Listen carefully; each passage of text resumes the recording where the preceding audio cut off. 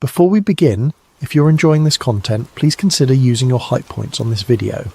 It helps the channel more than you possibly know. If you're listening on Spotify, leaving a review also helps out so much. And if you'd like, comment what time it is for you and where in the world you're listening from. We absolutely love seeing where everyone is tuning in from across the globe. And of course, if you enjoy the content, please consider subscribing. Now, let's dive into tonight's story. The Smithsonian's Darkest Secrets. What if the bones were too big to explain? Picture this: a team of excavators in Ohio, 1879, uncovering a burial mound. The dig proceeds normally until they reach the central chamber. There, arranged in ceremonial position, lies a skeleton. But something is wrong. The femur is too long. The skull is too large. The ribs extend far beyond normal human proportions. The team measures carefully. They document everything. They contact the Smithsonian Institution, America's premier scientific authority. Representatives arrive. They examine the remains. They carefully pack everything into crates. The crates are loaded onto wagons, then trains. They disappear into the vaults of the nation's most trusted museum. And then, according to some researchers, those bones are never seen again. This is the central allegation that has haunted the Smithsonian Institution for over a century. Not a single dramatic cover-up, but a pattern. A systematic removal of evidence that challenges our understanding of the past. Artifacts that don't fit the established narrative, quietly set aside. Discoveries that raise uncomfortable questions, lost in bureaucratic shadows. The Smithsonian Institution stands as the world's largest museum and research complex. 19 museums, 9 research centres, 140 million artifacts and specimens. It defines American history for generations of schoolchildren. It shapes our collective memory of who we were and how we came to be. Millions walk through its halls each year. They stand before dinosaur skeletons and moon rocks. They examine the Wright brothers' flyer and the Star-Spangled Banner. They trust that what they see represents the complete story of human achievement and natural history. But what if some discoveries never made it to the display cases? What if the story we've been told is incomplete? Not because of malicious conspiracy, but because institutions, like people, sometimes choose comfort over confrontation. Tonight, we examine the allegations. We follow the paper trails. We explore the missing artifacts, the vanished records, and the persistent claims that history has been edited before reaching our eyes. We'll hear from believers and skeptics. We'll examine evidence and counter-evidence. We'll ask uncomfortable questions about the institutions we trust to preserve truth. This is the story of the Smithsonian's Darkest Secrets, a story that begins not with malice, but with money, not with conspiracy, but with a gift that would change American science forever. Chapter 1. The Rise of an Authority. The Smithsonian Institution was born from the will of an Englishman who never visited America. James Smithson, a British scientist and mineralogist, died in 1829 in Genoa, Italy. His life had been devoted to scientific inquiry. He published 27 papers on chemistry and geology. He travelled throughout Europe collecting mineral specimens. He was a Fellow of the Royal Society, one of the most prestigious scientific organisations in the world. But Smithson harboured a resentment. He was the illegitimate son of the Duke of Northumberland. Though brilliant, he could never inherit his father's title or estate. British society, for all its scientific advancement, still judged men by birth rather than merit. Perhaps that's why his will contained such an extraordinary clause. If his nephew, Henry, James Hungerford, died without heirs, Smithson's entire estate would go to the United States government. The purpose: to found at Washington, under the name of the Smithsonian Institution, an establishment for the increase and diffusion of knowledge. Why America? Smithson never explained. He never visited the country. He had no known American connections. But he saw in the young republic something Britain lacked: the promise of meritocracy, a place where knowledge mattered more than lineage. The nephew died childless in 1835. The inheritance worth over $500,000 in gold sovereigns became available. This was an enormous sum, equivalent to well over $10 million today. But Congress hesitated. Should the United States accept a gift from a foreign citizen? What strings might be attached? What would this institution actually do? Debate raged for nearly a decade. Some wanted a national university, others proposed an observatory, a library, or a museum. Former President John Quincy Adams, then serving in Congress, championed the cause. He argued that accepting Smithson's gift was a matter of national honour. Finally, in 1846, President James Polk signed the act establishing the Smithsonian Institution. The legislation was deliberately vague about the institution's specific mission. It would promote knowledge. The details would evolve. Joseph Henry, a renowned physicist, became the first secretary. He envisioned the Smithsonian primarily as a research institution, not a museum. He wanted to fund original scientific investigation and publish findings. He was less interested in collecting objects, but the building itself suggested otherwise. Architect James Renwick designed a castle in red sandstone, with towers and crenellations evoking medieval fortresses of knowledge. It looked like a place to house treasures, not just conduct research. From the beginning, the Smithsonian faced a fundamental tension. Would it be a research institute or a museum? Would it generate new knowledge or preserve existing discoveries? The answer became both, and in trying to be both, it accumulated power. The timing was perfect. America in the mid-1800s was experiencing an explosion of archaeological discoveries. As the frontier expanded westward, as railroads cut through previously unmapped territory, as settlers ploughed fields and built foundations, they encountered evidence of ancient habitation. Burial mounds dotted the landscape from the Great Lakes to the Gulf of Mexico.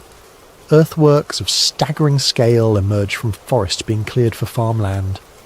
Artifacts surfaced. Copper tools, shell beads, stone carvings, ceramic vessels. Who made these? The question consumed popular imagination. Native American tribes had oral histories about some sites, but the sheer scale of certain earthworks seemed beyond what small tribal groups could accomplish. Also, white Americans reasoned bringing their own biases to interpretation. The Smithsonian positioned itself as the authority on these questions. It dispatched researchers across the expanding nation. It collected specimens by the thousands. It established protocols for excavation and preservation. It decided what was scientifically significant and what was mere curiosity. Cyrus Thomas, employed by the Smithsonian's Bureau of Ethnology, beginning in 1882, led extensive surveys of ancient mounds throughout the eastern United States. His mission was clear: determine who built the earthworks that puzzled settlers and scientists alike. Thomas was methodical. He visited hundreds of sites. He supervised excavations. He catalogued thousands of artifacts. He reviewed every account, every theory, every wild speculation about ancient builders. His conclusion, published in 1894 in a massive report, became institutional orthodoxy. The mounds were built by ancestors of contemporary Native American tribes, not by a separate vanished race. There were no lost civilizations, no mysterious mound builders. The engineering and labour were entirely within the capabilities of indigenous peoples. This was actually progressive for its time. It countered racist theories that Native Americans were too primitive to have built such structures. It acknowledged indigenous achievement and continuity. But it also established a pattern. The Smithsonian would define the boundaries of acceptable history. It would determine what theories deserved consideration and what theories were pseudoscience. It would decide which artifacts merited preservation and which could be discarded as unimportant. And with authority comes power. The power to decide what is remembered, the power to choose what is forgotten, the power to shape collective memory. By the early 20th century, the Smithsonian had become the central repository for American archaeology. If you discovered something significant, you contacted the Smithsonian. If you wanted funding for excavation, you needed Smithsonian approval. If you hoped to publish findings in respected journals, you needed Smithsonian endorsement. This centralization had benefits. It prevented duplication of effort, It raised standards for archaeological practice. It protected sites from amateur looters. But it also created vulnerability. A single institution now controlled access to much of the physical evidence of America's past. And if that institution had blind spots, biases, or reasons to avoid certain questions, there were few checks on its authority. The conspiracy theories that would haunt the institution for the next century were already taking root. Because as the Smithsonian accumulated artefacts by the tens of thousands, then hundreds of thousands, questions arose that have never been satisfactorily answered. What happened to everything they collected? Where did it all go? How were decisions made about what to study, what to display, what to store, and what to quietly remove from consideration? And if something challenged their conclusions, would they have any incentive to share it? Or would the easier path be to set it aside, catalogue it vaguely, and let it disappear into the vast collections where few would ever look? These weren't unreasonable questions then. They aren't unreasonable now. Chapter 2. The Giant Skeleton Claims. The newspaper accounts are extensive and surprisingly consistent. The New York Times, November 10th, 1880, page 5. A giant's bones. The body of a man 11 feet 4 inches high discovered near Middletown, Ohio. The San Diego Union, August 5th, 1877. Front page. Remains of giants unearthed. Skeletons of extraordinary size found in California burial mounds. The Indianapolis News, November 10th, 1875. Remains of gigantic size disinterred near Greencastle. The skeleton measured 8 feet from crown to heel. The Worthington, Advance, Minnesota, May 10th, 1888. A giant's bones unearthed. Remains measuring 9 feet in length found during excavation of Indian mound. Dozens, perhaps hundreds, of similar reports appear in newspapers across America between 1850 and 1920. They describe the discovery of human skeletons measuring 7, 8, 9, even 10 feet tall, often found in burial mounds, frequently accompanied by copper tools, shell beads, and other artifacts suggesting ceremonial burial. The reports follow a remarkably consistent pattern. Local excavators, often farmers or construction workers, make a discovery while digging. They recognise the bones as human but note unusual size. They contact local authorities or newspapers. The story's published. Scientists or museum representatives are contacted. The remains are measured, documented and packed for transportation to institutions like the Smithsonian for further study. And then, according to conspiracy theorists, the trail goes cold. Researchers today who try to locate these skeletons in Smithsonian collections claim they cannot find them. The catalogue numbers don't match existing records. The accession documents are incomplete or missing. The specimens have been deaccessioned or lost in transfer, or simply cannot be located despite extensive searching. Let's examine a specific case in detail. In May of 1897, the Times of London reported on excavations in Lovelock Cave, Nevada. The site yielded numerous artifacts and skeletal remains. According to reports, some of the skeletons measured significantly above normal human height ranges. The tallest supposedly measured 8 feet, 4 inches. The excavation was supervised by James Hart Mercer, an archaeologist who worked with the Smithsonian. His field notes, which still exist in archives, describe skeletal material of unusual dimensions. He arranged for the remains to be shipped to Washington for analysis.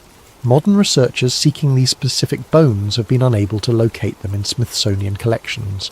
The institution acknowledges receiving materials from Lovelock Cave, but the catalogue descriptions don't match Mercer's field notes. Heights listed are within normal ranges. The unusually large specimens are absent. What happened? 3 possibilities. First, the measurements were wrong. Mercer was working in difficult conditions. Bones were fragmentary. He might have misassembled remains or measured incorrectly. Second, the bones were misidentified. Large animal bones were mistaken for human remains. This happened frequently in early archaeology. Third, the bones existed as described but have since been lost, destroyed, or deliberately removed from the collection. The conspiracy theory embraces the third explanation, but the first two are more probable, and yet the pattern repeats across dozens of cases.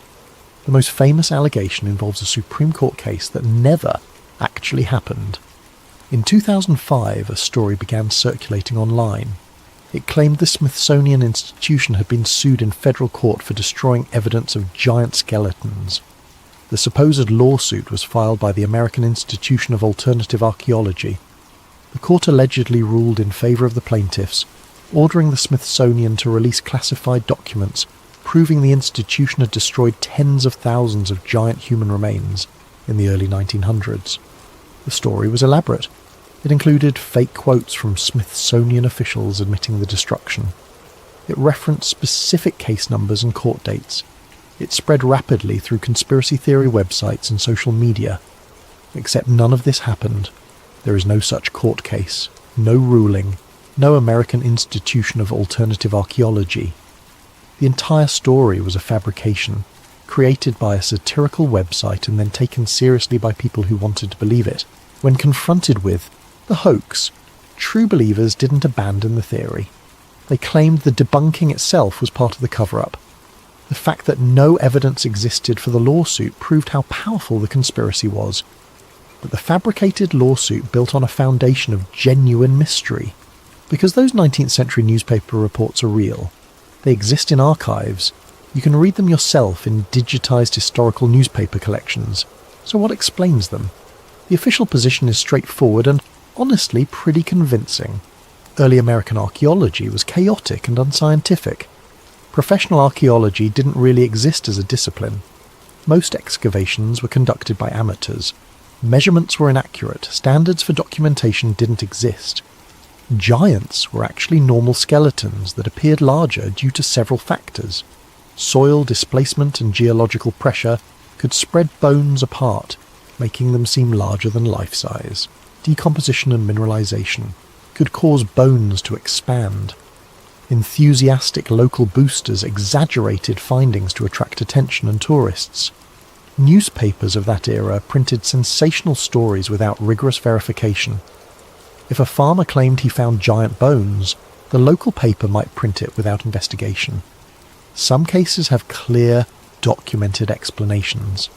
A giant skeleton discovered in New York in 1871 turned out to be a mastodon. The initial report described it as human before expert examination revealed the truth.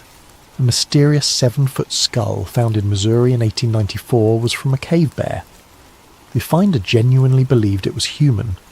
Only later analysis corrected the identification. The Cardiff giant, perhaps the most famous giant of the era, was an outright hoax. A 10-foot-tall stone figure uncovered in New York in 1869. Thousands paid to see it. Scientists from Yale examined it. Some declared it proof of ancient giants mentioned in the Bible. It was eventually revealed as a carved gypsum statue, created by an atheist named George Hull specifically to mock biblical literalism. But not before making its creator thousands of dollars and fooling numerous educated people.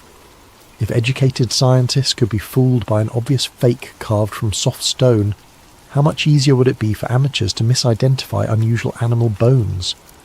But not all reports fit this explanation.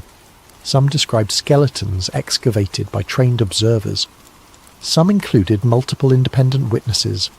Some were documented by reputable scientists of the era who should have known the difference between human and animal remains. In 1891, Professor Thomas Wilson of the Smithsonian's Department of Prehistoric Anthropology wrote about excavations in Ohio. His report mentioned human remains of extraordinary stature found in association with clearly human artifacts. Wilson was a trained anthropologist. He wasn't likely to confuse a mastodon with a human.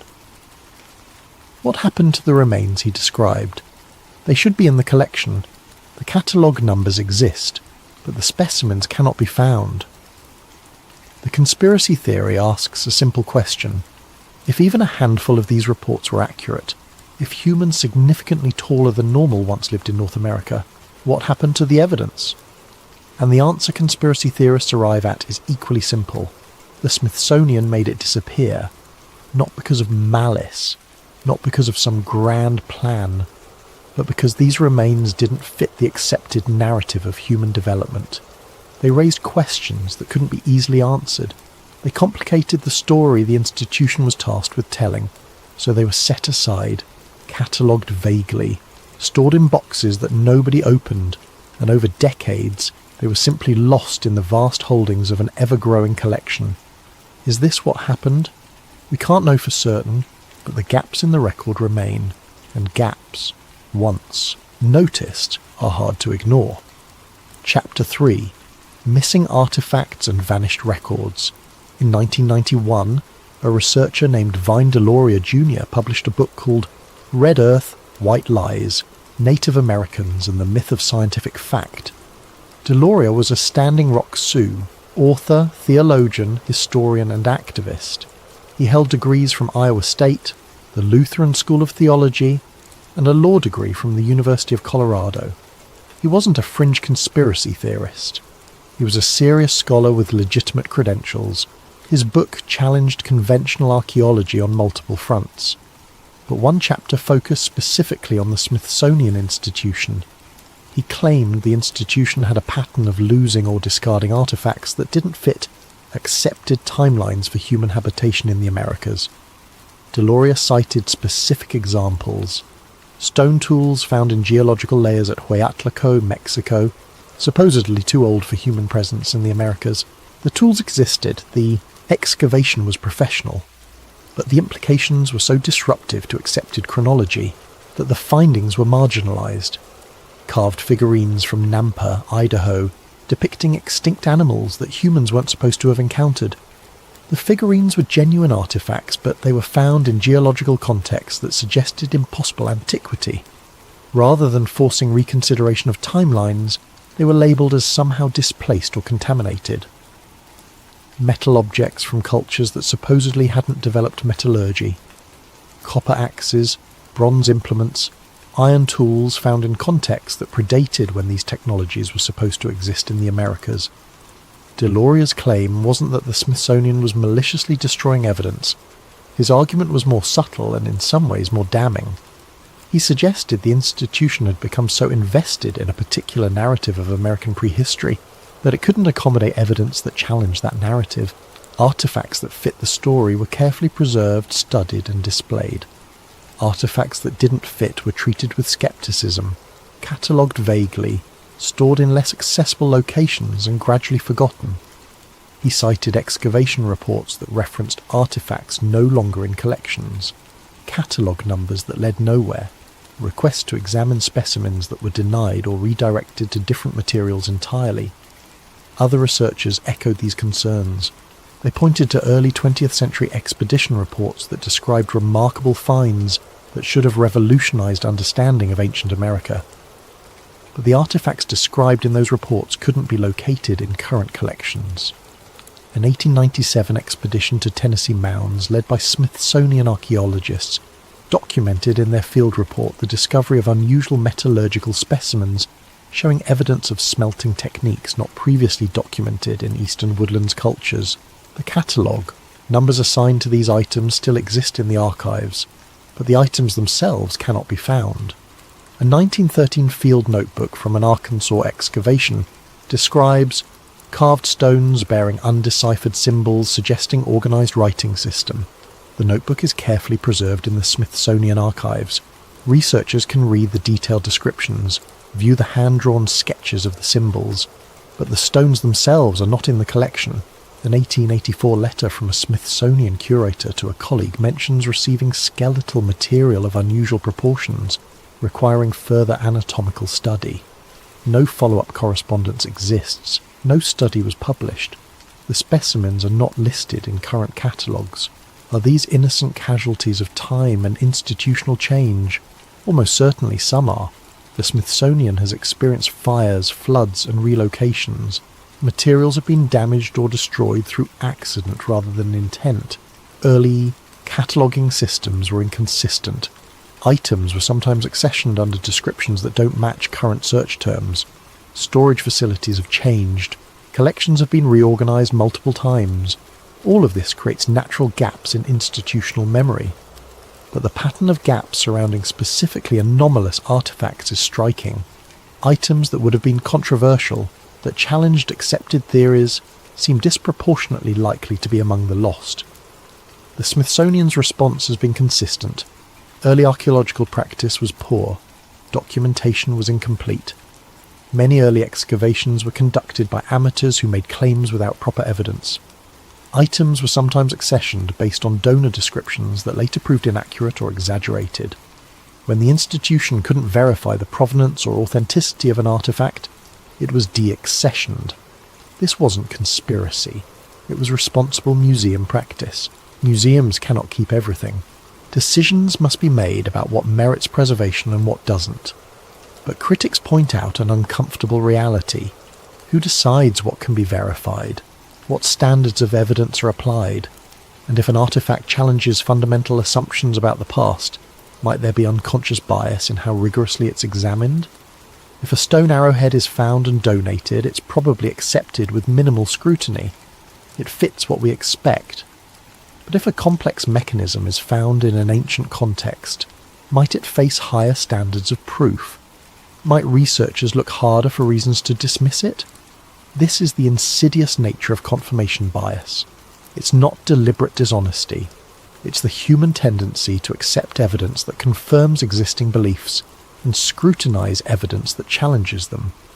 The deeper researchers dig into Smithsonian records, the more gaps they find. And these aren't just random gaps.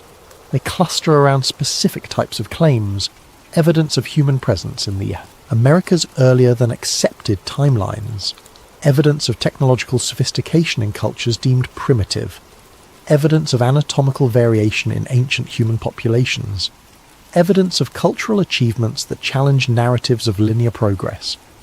Each individual gap might have an innocent explanation, but the pattern of gaps creates suspicion, and once that suspicion exists, absence of evidence becomes its own kind of proof. If the Smithsonian isn't hiding anything, why can't they produce the artifacts described in their own historical records? Why aren't the specimens mentioned in century-old expedition reports available for modern analysis with advanced techniques? The official answer remains: they probably never existed as described, or they weren't what people thought they were, or they were lost through ordinary institutional processes over more than a century of operations. But conspiracy theorists hear a different message. They did exist. They were exactly what people thought, and now they're conveniently gone. Chapter 4. Advanced Ancient Knowledge. The stone walls at Sacsayhuaman in Peru fit together so precisely that you cannot slide a knife blade between them. Some blocks weigh over 200 tons. They were somehow transported miles from quarries, lifted into position, and cut with such accuracy that no mortar was needed. The Great Pyramid of Giza was the tallest human-made structure on Earth for over 3,500 years. Its base is level to within less than an inch. Its sides align almost perfectly with true north. The interior passages demonstrate sophisticated understanding of mathematics and engineering. The Antikythera mechanism, recovered from a Roman-era shipwreck off Greece in 1901, contains gear systems and astronomical calculations that wouldn't appear again in European technology for over a millennium. It predicted solar eclipses, tracked planetary movements, and calculated the Olympic Games cycle. Ancient civilizations achieved things that challenge our understanding of their capabilities. This is not conspiracy theory. This is established fact, acknowledged by mainstream archaeology. But the question becomes, how much more advanced were they than we acknowledge? And more importantly, what evidence of that advancement has been minimized, overlooked, or deliberately ignored because it doesn't fit comfortable narratives of gradual technological progress? Some conspiracy theorists claim the Smithsonian has actively downplayed evidence of technological sophistication in ancient cultures, particularly in the Americas. The allegation isn't that ancient people had computers or aircraft. It's more subtle and, honestly, more plausible. The claim is that evidence of advanced knowledge, precision engineering, and sophisticated understanding of mathematics, astronomy, and metallurgy has been systematically minimized to maintain a narrative of gradual, linear progress from primitive to advanced. The favourite model in mainstream archaeology is evolutionary. Hunter-gatherers become farmers. Farmers build villages. Villages become cities. Cities develop writing. Writing enables mathematics. Mathematics enables engineering. Each step follows predictably, logically, from the last. It's a comforting narrative. It suggests progress is inevitable. It implies our current civilization is the pinnacle of human achievement. But what if the pattern wasn't so linear? What if ancient people understood principles we think they couldn't have grasped? What if technological knowledge was sometimes lost rather than continuously accumulated? Conspiracy theorists point to specific examples that trouble mainstream explanations. The Piri-Reis map of 1513 shows coastal details of South America with remarkable accuracy. More controversially, it appears to show coastline features of Antarctica that wouldn't be mapped by modern explorers until centuries later. The map's creator, Ottoman Admiral Piri-Reis, claimed he based it on much older source maps, some dating to the time of Alexander the Great. How did ancient cartographers map Antarctica? The conventional answer: they didn't. The map shows South America's coast, and the Antarctic portion is misidentified coastline or pure fabrication. But the accuracy of other portions of the map makes this explanation less satisfying. The Baghdad battery, discovered in Iraq in 1936, consists of a clay jar containing a copper cylinder and an iron rod. When filled with acidic liquid, it generates small electric current. It dates to approximately 2,000 years ago. Was this actually a battery, or just a scroll container that happens to generate current as a side effect? Mainstream archaeology favours the latter, but experimental archaeology has shown these devices could effectively electroplate objects. Did ancient metallurgists understand principles of electrochemistry? Precision-drilled holes in granite at ancient Egyptian sites show characteristics that modern engineers associate with high-speed drilling equipment. The holes are perfectly circular, maintain consistent diameter through hard stone, and show spiral grooves suggesting rapid rotation. Conventional archaeology argues they were made with copper tools and sand abrasive, through patient application of rotational pressure. But experimental attempts to replicate these holes using proposed ancient methods have struggled to match the precision and speed suggested by the archaeological evidence. The Smithsonian's position on these artifacts is carefully calibrated. The institution acknowledges the sophistication. It marvels at ancient ingenuity. Its exhibits celebrate the achievements of past civilizations. But it argues these achievements are explainable within the bounds of known, ancient technology and knowledge. The Piri-Reis map drew on older sources, but those sources were medieval or classical, not impossibly ancient. The Baghdad battery might have been used for electroplating, but this doesn't prove systematic understanding of electricity. The Egyptian drillings were accomplished through techniques we haven't fully rediscovered, but that doesn't mean they required advanced technology. The conspiracy theorist argues, but what if we're underestimating these civilizations not because of evidence, but because we're committed to a particular narrative of human development? What if our models of technological progress are oversimplified? What if we've set the bar for ancient achievement artificially low, then use that lowered bar to dismiss evidence that exceeds it? Consider a specific case that illustrates this tension. In 1964, geologist Virginia Steen McIntyre was part of a team dating artifacts from Huatlaco, Mexico. They used multiple dating methods: uranium series, tetrahydration, and stratigraphic analysis. All methods consistently indicated the tools were over 250,000 years old. This created an obvious problem. Anatomically, modern humans weren't supposed to exist 250,000 years ago, let alone in the Americas. The accepted timeline for human migration to the Americas was roughly 12,000 to 15,000 years ago. Steen McIntyre's findings, if accurate, would demolish that timeline. They would require complete reconsideration of human evolution and migration patterns. Her findings were rejected. Papers were refused publication. Colleagues distanced themselves. Her career suffered significantly. She later claimed she experienced direct institutional pressure from organizations including the Smithsonian. Pressure to reinterpret the data. Suggestions that her dating methods must be flawed. implications that publishing such findings would damage her professional reputation. Was this conspiracy, or was it simply the scientific process working as intended, subjecting extraordinary claims to extraordinary scrutiny? The line between healthy skepticism and close-minded orthodoxy is extremely thin, and institutions like the Smithsonian, which help define where that line falls, hold enormous power over what becomes accepted knowledge. Steen McIntyre's work remains controversial. Some researchers argue her dating methods were sound, and archaeology needs to reconsider timelines. Others maintain the dates must be incorrect because they conflict with overwhelming evidence from other fields. But notice what happened. The evidence wasn't destroyed, it wasn't hidden, it was questioned, criticised, and largely dismissed. The artefacts still exist, but they've been relegated to anomaly status. They don't appear in textbooks. They don't inform the standard narrative taught to students. This is a subtler form of information control than physical destruction of artefacts. It's the power to decide what evidence matters, what deserves attention, what merits inclusion in the official story. And that power, exercised over decades by institutions like the Smithsonian, shapes our entire understanding of the past. Chapter 5. Indigenous History and Narrative Control. The Mound Builder myth was one of 19th century America's most destructive historical frauds, and one with lasting consequences. It went like this.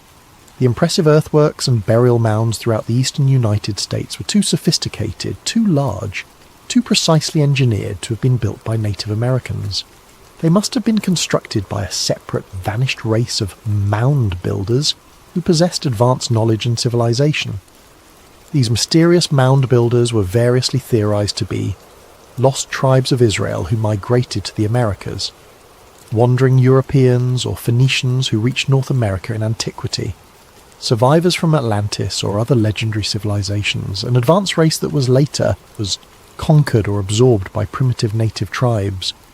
This wasn't just academic speculation. It served a direct political purpose.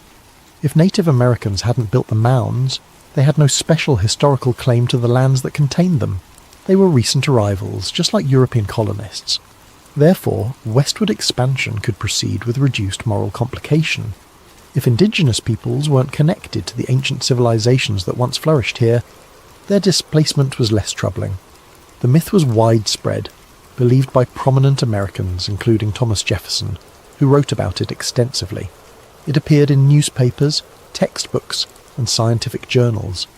It shaped policy and public opinion. The Smithsonian's Cyrus Thomas demolished this myth with his 1894 report on the mound explorations of the Bureau of Ethnology. He proved conclusively through careful excavation and analysis that Native American ancestors built the mounds. The engineering was entirely within the capabilities of indigenous peoples. The cultural continuity was clear. This was real scholarship, opposing racist pseudo-history. Thomas deserves credit for applying scientific rigour to politically charged questions, but some researchers claim the Smithsonian went too far in the opposite direction. In the effort to combat the mound builder myth, they argue, the institution minimised the genuine complexity and sophistication of pre-Columbian North American civilizations. The conspiracy theory goes like this. Acknowledging truly advanced indigenous civilizations would raise uncomfortable questions. It would force recognition of what was lost during European colonization. It would complicate the narrative of European civilization bringing progress and enlightenment to a primitive continent. It would create moral and legal complications regarding land rights and historical injustice, so evidence of that complexity and advancement when it appeared was acknowledged but not emphasized. It was studied but not celebrated. It was preserved but not prominently displayed. Consider Cahokia, the ancient city near modern St. Louis, Missouri. At its peak around the year 1100, Cahokia was larger than London. Its population exceeded 10,000, possibly reaching 20,000. Its central plaza covered 40 acres. Monk's Mound, the largest earthwork, rose 100 feet high and covered 14 acres at its base. It contained more material than the Great Pyramid of Giza. This was an urban civilization. It had sophisticated agriculture supporting large populations, extensive trade networks reaching from the Great Lakes to the Gulf of Mexico, complex social hierarchies and specialized labor, advanced astronomical knowledge demonstrated by structures precisely aligned with solstices and equinoxes. Cahokia was not a village, it was a metropolis, and it existed at the same time as medieval European cities. Yet how many Americans learned about Cahokia in school? For most people educated before the late 20th century, the answer is none. It simply wasn't taught. It wasn't part of the standard curriculum. It didn't appear in history textbooks alongside accounts of European medieval cities. Why not? The evidence was there. Archaeologists knew about Cahokia. The Smithsonian had extensive materials from the site. But Cahokia didn't fit the narrative.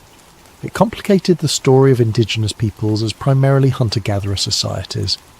It suggested pre-Columbian civilization in North America was far more advanced than commonly believed. The city collapsed mysteriously around 1300, before European contact. Climate change, resource depletion, social upheaval, possibly epidemic disease. The reasons remain debated.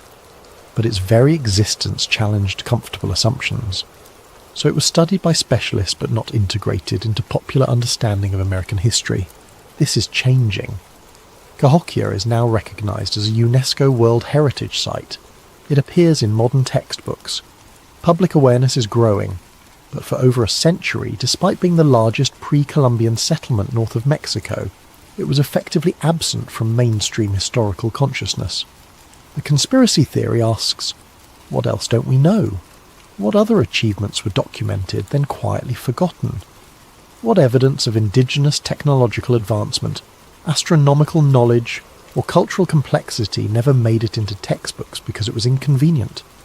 Consider another example, the astronomical alignments at Chaco Canyon in New Mexico. Chaco was a major centre of ancestral Puebloan culture from approximately 850 to 1150. Its great houses are precisely aligned with solar and lunar cycles. Structures mark solstices, equinoxes, and lunar standstills with remarkable accuracy.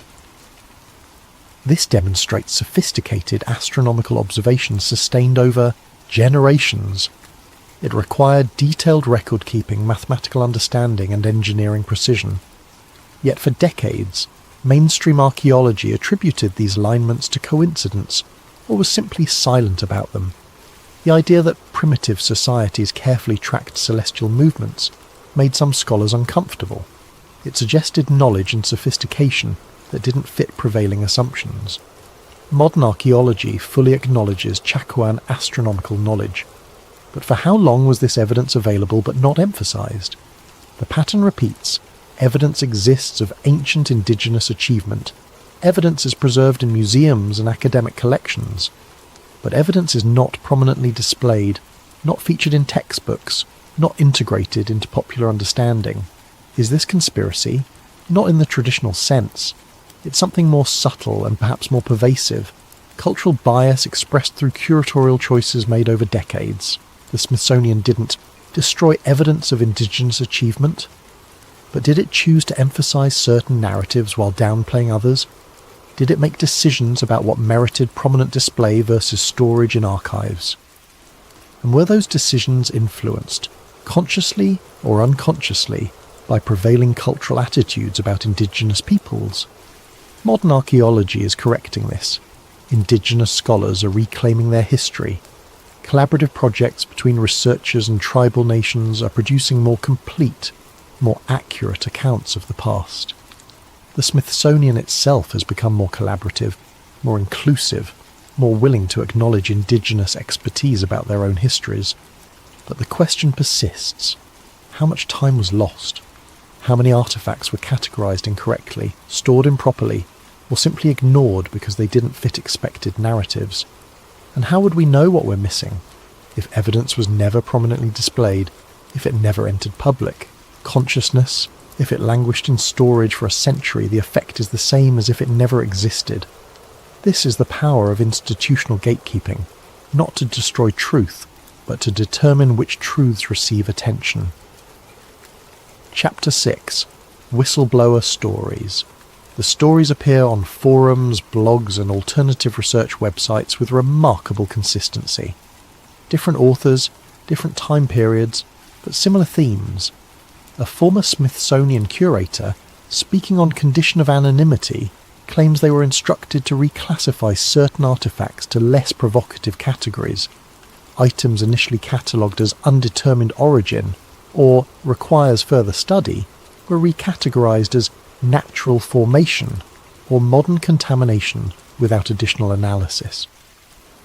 A researcher who worked in the institution's storage facilities in the 1980s describes being told certain areas were off limits without clear explanation. When they asked about specific catalogue numbers that should have been in those restricted areas, they were redirected to different materials entirely. An archaeologist who submitted findings to Smithsonian journals in the 1990s claims their work was rejected not for methodological flaws but for implications that would confuse the public. The rejection letter, which they claim to have kept but never publicly shared, supposedly stated that while the research was sound, publication would generate more questions than the current evidence base can answer. A museum technician who worked at the Smithsonian in the 2000s reports finding boxes in deep storage labelled with catalogue numbers that didn't appear in digital databases. When they brought this discrepancy to supervisors' attention, they were told the items were awaiting proper cataloguing and not to worry about it. The technician claims they later tried to locate those same boxes and couldn't find them. These accounts are impossible to verify. No names are provided, no documentation is offered. No corroborating witnesses come forward. They exist in that frustrating grey zone between plausible and provable. Could these things have happened? Absolutely. Institutional politics exist everywhere. Museums make curatorial decisions that aren't always transparent. Researchers do face pressure to conform to accepted narratives, but without verification, these stories remain rumour. They prove nothing beyond the fact that people are willing to claim such things occurred, yet they persist and multiply. The pattern of anonymous whistleblower accounts has become part of conspiracy culture around the Smithsonian. The most detailed account comes from a person claiming to be a former Smithsonian anthropologist who worked there in the 1970s. This account has circulated online in various forms for years. According to this story, the individual was assigned to catalogue skeletal remains from southwestern excavations conducted in the 1960s. The remains were from multiple sites, most fitting normal demographic patterns for the cultures and time periods involved. But among the hundreds of specimens, several stood out. The account describes skeletal remains showing unusual proportions, not wildly outside normal ranges, but statistically anomalous. Heights that would have been remarkable for the populations and time periods they supposedly represented. Upon reporting these unusual specimens to supervisors, the whistleblower claims they were initially told to document everything normally. Measurements were taken, photographs were made, preliminary analysis was conducted. But then, according to the account, the unusual specimens were separated from the main collection. They were moved to a different storage area. The individual was informed that further analysis had determined the measurements were erroneous due to bone displacement and mineralization effects. When they asked to see the revised analysis, they were told it was handled by senior staff and wasn't available for review. The unusual specimens were reclassified as within normal variation. The original measurements were noted as preliminary and superseded. No further study was conducted that the whistleblower was aware of. The specimens were filed away. The catalogue entries made no mention of the initial unusual findings. The account continues.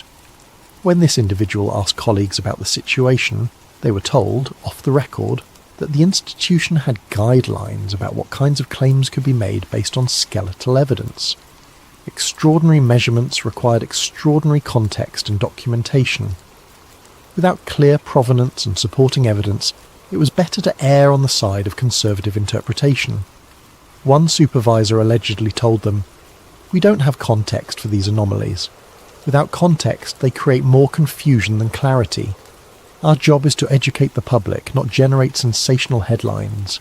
The whistleblower claims they remained at the Smithsonian for several more years, but grew increasingly uncomfortable with what they perceived as unwillingness to pursue uncomfortable questions. They eventually left for a position elsewhere and later shared their story anonymously. Is this account real? There's no way to confirm it. The level of detail suggests someone with genuine institutional knowledge. The described procedures sound plausible for how large museums operate. But it could also be complete fabrication by someone familiar with museum operations, creating a story that sounds authentic without being verifiable. This is the essential problem with whistleblower accounts. They exist in the absence of hard evidence. They appeal to people already suspicious of institutions. They confirm existing beliefs rather than challenging them. And yet, complete dismissal seems unwarranted. Institutions do sometimes prioritize reputation over transparency. Scientists do face pressure to conform. Curatorial decisions are sometimes made for political or practical reasons rather than purely scientific ones. The truth probably lies somewhere between conspiracy and complete innocence. Not deliberate destruction of evidence, but a culture that favours certain kinds of findings over others. Not malicious cover-up, but selective attention driven by unconscious bias and institutional inertia. That's actually more concerning than cartoon villainy, because it's harder to address and easier to deny. Chapter 7. Why the Smithsonian is targeted. Why does the Smithsonian attract these conspiracy theories while other museums largely escape similar accusations? The answer lies in the institution's unique position within American cultural and scientific infrastructure. The Smithsonian isn't just another museum. It's the museum. It's a federal institution with authority and resources unmatched by any private collection. It sets standards for museum practice nationwide. It influences educational curricula. Its conclusions shape textbooks, documentaries, and public understanding of history and science. When the Smithsonian makes a determination about an artifact's age, origin, or significance, that determination carries weight across the entire field. Other institutions defer to Smithsonian expertise. Publishers rely on Smithsonian research. Teachers present Smithsonian conclusions as established fact. This creates enormous responsibility, and responsibility creates pressure. The institution holds more American archaeological and anthropological material than any other organization. If something was discovered in the United States and deemed scientifically significant in the last century and a half, there's a substantial probability it ended up in Smithsonian collections. This creates a paradox. The organization most capable of preserving and studying controversial evidence is also the organization most invested in established narratives. It has the most to lose from paradigm shifts that would invalidate decades of previous work, publications, and institutional positions. Think about the incentive structure. You're a Smithsonian curator with decades of experience. You've published extensively on the peopling of the Americas, arguing for the Clovis first model, which suggested humans arrived in the Americas around 13,000 years ago, via the Bering Land Bridge. Then evidence emerges suggesting much earlier human presence. Monteverde in Chile, dated to 14,500 years ago. Pre-Clovis sites in North America. Genetic evidence suggesting multiple migration waves. This evidence contradicts your life's work. Do you immediately embrace the new findings and acknowledge your previous conclusions were wrong? Subject the new evidence to rigorous scrutiny, looking for methodological flaws. Resist paradigm change until the evidence becomes absolutely overwhelming. Most scientists choose option 2, which is actually appropriate. Extraordinary claims should face rigorous examination, but there's a fine line between healthy skepticism and entrenched resistance. And when an entire institution has built its reputation on certain historical narratives, that line becomes even harder to navigate. The Smithsonian is also tied to government, which amplifies conspiracy thinking. It's formally a trust instrumentality of the United States, created by Congress and partially funded through federal appropriations. This connection to government makes it a target for people who generally distrust federal institutions. If you believe the government routinely lies to citizens about significant matters, why wouldn't that extend to the Smithsonian? If cover-ups occur in national security or politics, why not in archaeology? The theory becomes less about specific malicious acts and more about institutional inertia and risk avoidance. Consider a scenario. A donor brings an artifact to the Smithsonian. It's unusual. Initial analysis suggests it might challenge accepted timelines for technological development in ancient cultures, but the provenance is unclear. The context is ambiguous. You, as a curator, have several options. Display it prominently, acknowledging uncertainty but inviting public engagement with the mystery. Study it extensively, committing significant resources to what might ultimately prove to be a misidentified or contaminated specimen. Catalogue it conservatively, note the uncertainties, and store it for potential future study when better analytical methods might be available. Set it aside as insufficiently documented to merit serious attention. Which choice serves the institution's mission of education and research? Which serves your career advancement? Which protects the institution's reputation for scientific rigour? Which creates the least immediate disruption? In most cases, the conservative choice wins, not because of conspiracy, but because of bureaucracy, because of limited resources and competing priorities, because of reputational concerns and risk aversion. And over decades, those individual conservative choices accumulate. They create patterns. They generate gaps between what exists in collections and what receives attention. And gaps, once noticed by persistent researchers, fuel conspiracy theories. The Smithsonian also suffers from its own success. Its collections are so vast, 140 million items, that complete organisation and accessibility is nearly impossible. Even with modern database technology, materials slip through cracks. Catalogue numbers don't match physical locations.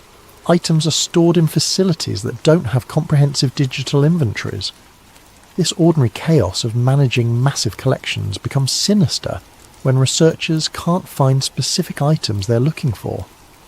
The mundane explanation is, the collections are huge and imperfectly organised. The conspiratorial explanation is, items were deliberately hidden or removed. Both might be partially true. The collections are huge and imperfectly organised, and some items were probably deliberately set aside, not out of conspiracy, but out of curatorial judgment about what merited limited resources and attention. The institution has also made genuine mistakes throughout its history. It's displayed forgeries as authentic artifacts. It's made claims about human evolution that later proved incorrect. It's supported now debunked theories about ancient cultures. These mistakes are actually evidence that science works through self-correction. They show the institution is capable of admitting error and updating positions based on new evidence. But they also demonstrate fallibility. And once people realise an authority is fallible, trust becomes conditional rather than automatic. The Smithsonian conspiracy theories endure because the institution occupies a unique position combining enormous authority over historical narratives, federal government connection, vast collections with inevitable organisational imperfections, history of genuine mistakes and course corrections, incentive structures that favour conservative interpretations. This combination makes it a natural target for conspiracy thinking, regardless of whether actual conspiratorial behaviour has occurred. Chapter 8.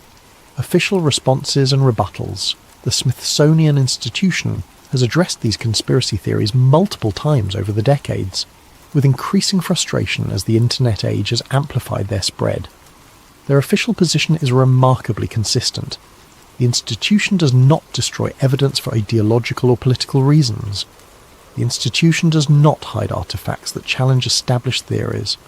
The institution applies rigorous scientific standards to all specimens, and extraordinary claims require extraordinary evidence. When conspiracy theorists point to 19th century, newspaper accounts of giant skeletons, Smithsonian representatives and mainstream archaeologists respond with several counter-arguments. First, early American archaeology lacked professional standards. Most excavations were conducted by amateurs with no formal training. Measurements were frequently inaccurate. Documentation was poor or non-existent. When a 19th century newspaper reports a skeleton measuring 9 feet, modern archaeologists ask, who measured it? What methods were used? Was the skeleton complete or reconstructed from fragments? Were the bones properly identified as human rather than animal remains? In most cases, these basic questions cannot be answered because the documentation doesn't exist. The newspaper reports offer sensational claims without methodological detail. Second, there are numerous documented cases of misidentification. Large animal bones were frequently mistaken for giant human remains. Mastodons, mammoths, and large extinct mammals left bones that could appear human to untrained observers. The giant skull, discovered in Missouri in 1894, initially reported as evidence of an ancient race of giants, was later identified as belonging to a cave bear. The finder was genuinely convinced it was human, but expert analysis proved otherwise. Without the actual bones available for modern analysis, we cannot know how many giant skeleton reports were similar misidentifications. Third, geological and biological processes can create illusions of greater size. Bones can be displaced by soil movement, making scattered remains appear to represent a larger individual than they actually do. Mineralization can cause bones to expand. Decomposition can separate remains in ways that suggest greater dimensions. Fourth, hoaxes were common. The Cardiff giant, the Piltdown man, numerous other fraudulent discoveries fooled respected scientists in their time. If trained observers could be deceived by deliberate fakes, how much easier would it be for amateurs to misinterpret genuine remains? The absence of these giant skeletons in current collections has mundane explanations. They never existed as described. They were animal bones misidentified as human. They were normal human remains measured incorrectly. They were hoaxes. They were destroyed in fires, floods, or other disasters that affected museum collections. They were lost during one of the Smithsonian's several relocations and reorganizations. They were deaccessioned when provenance could not be verified. Any of these explanations is more probable than deliberate destruction to hide evidence. When conspiracy theorists claim specific artifacts have disappeared, Smithsonian archivists point out the realities of managing historical collections. The institution has accessioned materials for over 175 years. Early catalogue systems were inconsistent. Items were sometimes recorded under descriptions that don't match modern search. Terms, storage locations changed multiple times. Different departments used different numbering systems. Finding a specific artifact from a 19th century accession can be genuinely difficult, even for staff with full access to collections and databases. This doesn't mean the item was hidden. It means institutional memory is imperfect, and early record-keeping was inadequate by modern standards. Additionally, museums regularly deaccession materials. This isn't destruction of evidence, it's responsible collection management. Items are deaccessioned when provenance cannot be verified. The item is a duplicate of better specimens already in the collection. The item is deteriorating beyond conservation capacity. The item was misidentified and doesn't actually represent what it was catalogued as. The item is more appropriate for a different institution's collection. These decisions are documented and reviewable. They're not secret, but they do mean that not everything ever accessioned remains permanently in the collection. When critics claim the institution downplays evidence of advanced ancient technology, archaeologists offer context. Ancient civilizations were sophisticated. This is acknowledged and celebrated. But sophistication doesn't mean they possess knowledge or technology beyond what we can demonstrate through evidence. The precision of Egyptian engineering is remarkable, but experimental archaeology has shown that proposed ancient methods could achieve similar results given sufficient time and labour. The Antikythera mechanism is extraordinary, but it's an outlier. We have no other examples of similar devices from that period, suggesting it was exceptional rather than representative of general technological capabilities. The Baghdad battery might have generated current, but that doesn't prove systematic understanding of electricity. It could be coincidental electrochemistry from a device designed for different purposes. The mainstream position isn't that ancient people were primitive, it's that we need solid evidence before attributing capabilities to them. Speculation should be clearly identified as such, rather than presented as fact.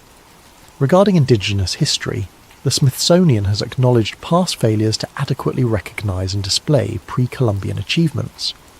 Modern exhibits have corrected this. Collaborative programs with tribal nations have expanded. Indigenous voices are increasingly centred in interpretation of their own histories. These changes demonstrate institutional willingness to evolve and acknowledge past shortcomings. They show the Smithsonian responding to legitimate criticism. But conspiracy theorists interpret even these positive changes differently. They see them as admissions that evidence was previously suppressed. If the institution now acknowledges greater indigenous sophistication, doesn't that prove they were downplaying it before? The Smithsonian's response: understanding evolves. New research produces new insights. Changing interpretations reflect scientific progress, not previous conspiracy. When confronted with whistleblower accounts, the institution cannot respond to unverified, anonymous claims. If someone has evidence of wrongdoing, they should present it through proper channels. Anonymous forum posts prove nothing. The overall Smithsonian position boils down to science is a process. Our understanding of the past is constantly being refined. Mistakes have been made and corrected. But there is no systematic effort to hide evidence or suppress truth. Archaeologists argue that extraordinary claims require extraordinary evidence. If someone claims 10-foot-tall humans once lived in North America, we need more than newspaper clippings. We need bones, measurements, DNA analysis, and contextual evidence. If someone claims ancient Americans had advanced technology far beyond what we currently understand, we need artifacts that cannot be explained through known capabilities. Absence of such evidence, despite extensive archaeological work across the Americas, suggests the claims are unfounded. But for conspiracy theorists, official denials only deepen suspicion. Of course, the institution would deny wrongdoing. What else would they say? This is the impossible position institutions face when accused of conspiracy. Evidence of innocence can be dismissed as cover-up. Lack of evidence for conspiracy can be explained as successful concealment. The argument becomes unfalsifiable, and unfalsifiable claims aren't science, they're faith. Chapter 9. Why the Theory Endures. The Smithsonian conspiracy theory persists not primarily because of evidence, but because of context, because of how it fits into broader patterns of institutional distrust, because of how it answers uncomfortable questions, because it offers simple explanations for complex realities. Several factors ensure the theory's continued vitality despite lack of proof. First, early American archaeology did lack standards. This is historical fact. Before professional archaeology developed as a discipline in the early 20th century, excavation techniques were crude. Documentation was inconsistent or non-existent. Amateur enthusiasts conducted digs with no scientific training. Farmers unearthed burial mounds looking for valuables. Collectors hired labourers to dig for artefacts without recording context. Newspapers reported sensational finds without verification. This chaotic early period created a documentary record full of questionable claims, exaggerations, and outright frauds. Some of this material is now recognisable as false, but some sits in an ambiguous zone where we can neither prove nor disprove the claims. That ambiguity breeds speculation. If we can't definitively say certain reports were wrong, maybe they were right. And if they were right, where did the evidence go? Second, museums historically did make mistakes. They displayed forgeries. They supported incorrect theories. They made claims that later proved embarrassing. The Smithsonian exhibited the Cardiff giant before it was proven to be a hoax. The institution supported now discredited theories about human evolution. It displayed archaeological interpretations that subsequent research contradicted. These are actually signs that science works through self-correction. They demonstrate that institutions can admit error and update positions. But they also demonstrate fallibility. And once people realise an authority can be wrong, every claim becomes potentially questionable. Third, real cover-ups have occurred in other contexts, fueling generalised distrust. Governments have hidden information about military experiments, environmental contamination, and public health risks. Corporations have suppressed research about product safety. Scientific institutions have at times been slow to acknowledge findings that challenged powerful interests. The Tuskegee syphilis experiment, tobacco industry research manipulation, pharmaceutical companies hiding adverse trial results. These proven conspiracies establish that institutions can and do conceal truth when motivated to do so. So when conspiracy theorists look at the Smithsonian, they reason, if cover-ups happen in medicine and industry and government, why not in archaeology? What makes museums immune to the same pressures? Fourth, genuine mysteries remain unsolved. Ancient engineering feats we don't fully understand, artifacts that don't fit neatly into established timelines, cultural achievements that seem advanced for their supposed technological context. Mainstream archaeology offers explanations, but they sometimes feel incomplete. They require imagining capabilities we can't quite reconstruct. They involve lost techniques we can only theorize about. In that gap between achievement and explanation, conspiracy theories flourish. If we don't know exactly how they did it, maybe they had help we're not acknowledging. Maybe evidence of that help has been suppressed. Fifth, the absence of proof becomes part of the narrative. If the Smithsonian isn't hiding anything, conspiracy theorists ask, why can't they produce the giant skeletons mentioned in those newspaper accounts? Why aren't the artifacts from old expedition reports available for study? The official answer is reasonable. The items probably never existed as described, or they were destroyed through ordinary causes, or they're simply lost in vast, imperfectly organised collections. But conspiracy theorists here, they existed, and someone made them disappear. This is the insidious logic of conspiracy thinking. Any gap in the record becomes potential evidence. Any missing data suggests intentional concealment. Absence of proof is reframed as proof of absence. Sixth, the theory is emotionally satisfying. It provides simple answers to complex questions. It creates villains and heroes. It suggests that truth is being suppressed but can be recovered through persistent investigation. It's more comfortable to believe in conspiracy than to accept that. Much of the past is genuinely unknowable. Documentary evidence is often unreliable. Our understanding is incomplete and uncertain. Some mysteries may never be solved. Conspiracy offers certainty. It says, we would know the truth if they hadn't hidden it. The knowledge exists, just concealed.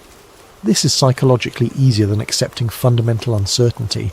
Seventh, the internet has amplified and preserved conspiracy claims, while making authoritative rebuttals seem like just another opinion. Before the internet, conspiracy theories spread through books and word of mouth. They faced gatekeepers, publishers, librarians, educators who could evaluate credibility. Now, a blog post claiming Smithsonian cover-ups has the same accessibility as an official institutional statement, actually often more accessibility because conspiracy content is engineered for engagement while official responses are written in careful academic language. Search algorithms can't evaluate truth. They evaluate popularity and relevance. If thousands of people share a conspiracy claim, it rises in search results regardless of accuracy. Young people researching topics for school and counter-conspiracy websites alongside authoritative sources. Without training in source evaluation, how do they distinguish between them? Eighth, the conspiracy theory serves political and ideological purposes for some believers. For those who reject mainstream science on religious grounds, evidence that scientific authorities are unreliable supports their worldview. If the Smithsonian hides giant skeletons mentioned in the Bible, this confirms that secular science cannot be trusted. For those who oppose government and federal institutions on principle, the Smithsonian as a federal entity makes an appealing target. Proving federal dishonesty in one area justifies distrust in all areas.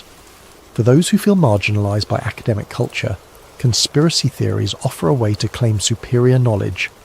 I know the truth that experts hide. These motivations ensure the theory's persistence regardless of evidence. The tragedy is that some legitimate questions get lost in conspiracy noise. Questions about how curatorial decisions are made and whether they involve unconscious bias. How institutional culture affects which research questions receive attention and resources. How gaps in historical knowledge should be acknowledged and communicated. How to balance certainty and uncertainty in public education. These are important questions worthy of serious discussion, but they get overshadowed by claims of deliberate deception and hidden giants. The Smithsonian conspiracy theory endures because it offers what humans crave: simple explanations, clear villains, and the promise that truth is just hidden, not genuinely unknown. Reality is messier, truth is harder. Chapter 10. Truth, Trust, and Institutions. Strip away the allegations about giants and lost civilizations. Remove the claims of destroyed evidence and hidden artifacts. What remains is a deeper, more fundamental question that the conspiracy theories dance around without directly addressing. Who do we trust to tell history? And what happens when that trust proves conditional?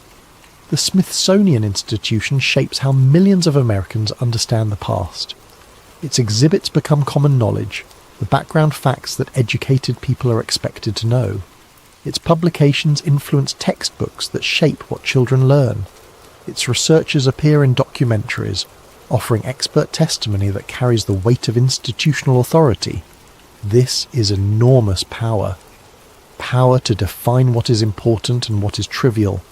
Power to determine which narratives enter public consciousness and which remain known only to specialists. Power to shape collective memory.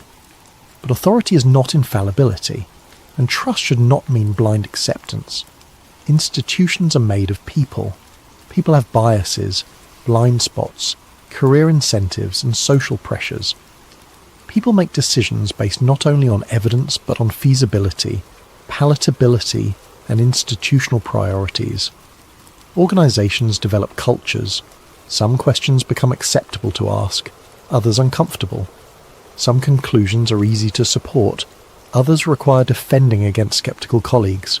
Some research directions receive funding and encouragement, others face obstacles. This doesn't make institutions evil, it makes them human. And humanity involves limitation. The conspiracy theories about the Smithsonian often miss this nuance. They imagine a shadowy group deliberately hiding truth, making conscious decisions to deceive the public. The reality is probably more mundane and in some ways more troubling. Not conspiracy, but culture. A culture that values consensus over disruption. That prefers established narratives over unsettling questions. That makes conservative choices about what to emphasize and what to set aside. Over time, those individual choices accumulate. They create a version of history that is coherent, comfortable, and teachable. But is it complete? Is it accurate in all its particulars? Or does it sometimes smooth over complications, avoid uncertainties, and privilege certain stories over others? We know the Smithsonian has changed its positions before.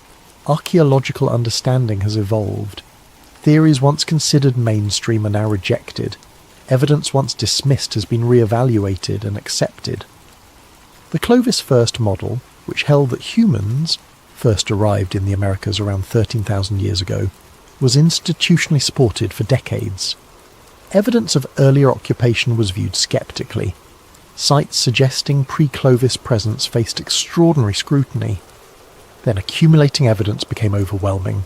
Monteverde in Chile, genetic data showing multiple migration waves, pre-Clovis artifacts in North America. The paradigm shifted. Institutions including the Smithsonian adjusted their positions. This is how science should work. Self-correction through new evidence and better methods. But it also means what institutions tell us today is subject to revision tomorrow. What we're told is established fact might be updated or overturned in the future. If institutions can be wrong, the question becomes, how do we know when they are? How do we distinguish between legitimate scientific consensus and institutional inertia protecting incorrect conclusions? This is genuinely difficult. We cannot all become experts in every field. We must rely on authorities. But uncritical reliance creates vulnerability to institutional mistakes and biases. The healthy middle path involves respecting expertise while maintaining critical awareness, trusting institutional knowledge while understanding its limitations, accepting scientific consensus as the best current understanding while remaining open to revision, distinguishing between conspiracy theories and legitimate critiques of institutional practices. This requires nuance. It requires holding seemingly contradictory ideas simultaneously. Institutions deserve scrutiny and their claims should be questioned. And also, extraordinary claims require extraordinary evidence, and skepticism applies to conspiracy theories too. The Smithsonian's darkest secret might not be hidden artifacts or destroyed evidence. It might be something simpler and more universal. The impossibility of perfect transparency in an institution managing millions of items, nearly 2 centuries of history, and the weight of public expectation. How can any organisation be fully accountable when the task itself is overwhelming? How can curators document every decision when making thousands daily? How can researchers address every anomaly when resources are limited and priorities must be set? The gaps in the record aren't necessarily evidence of conspiracy. They might be evidence of limitation, of the inevitable imperfections of any human endeavour operating at massive scale across generations. But limitation can enable concealment. Disorganisation can achieve what conspiracy would require, and we cannot easily distinguish between innocent chaos and deliberate obscuration from outside the institution. This uncertainty is uncomfortable. We want clear answers. We want to know whether to trust or distrust. We want institutions to be either reliable authorities or proven frauds. Reality offers neither certainty. Institutions are fallible but often reliable, sometimes wrong but frequently right, deserving of trust but requiring oversight. The conspiracy theories offer escape from this ambiguity.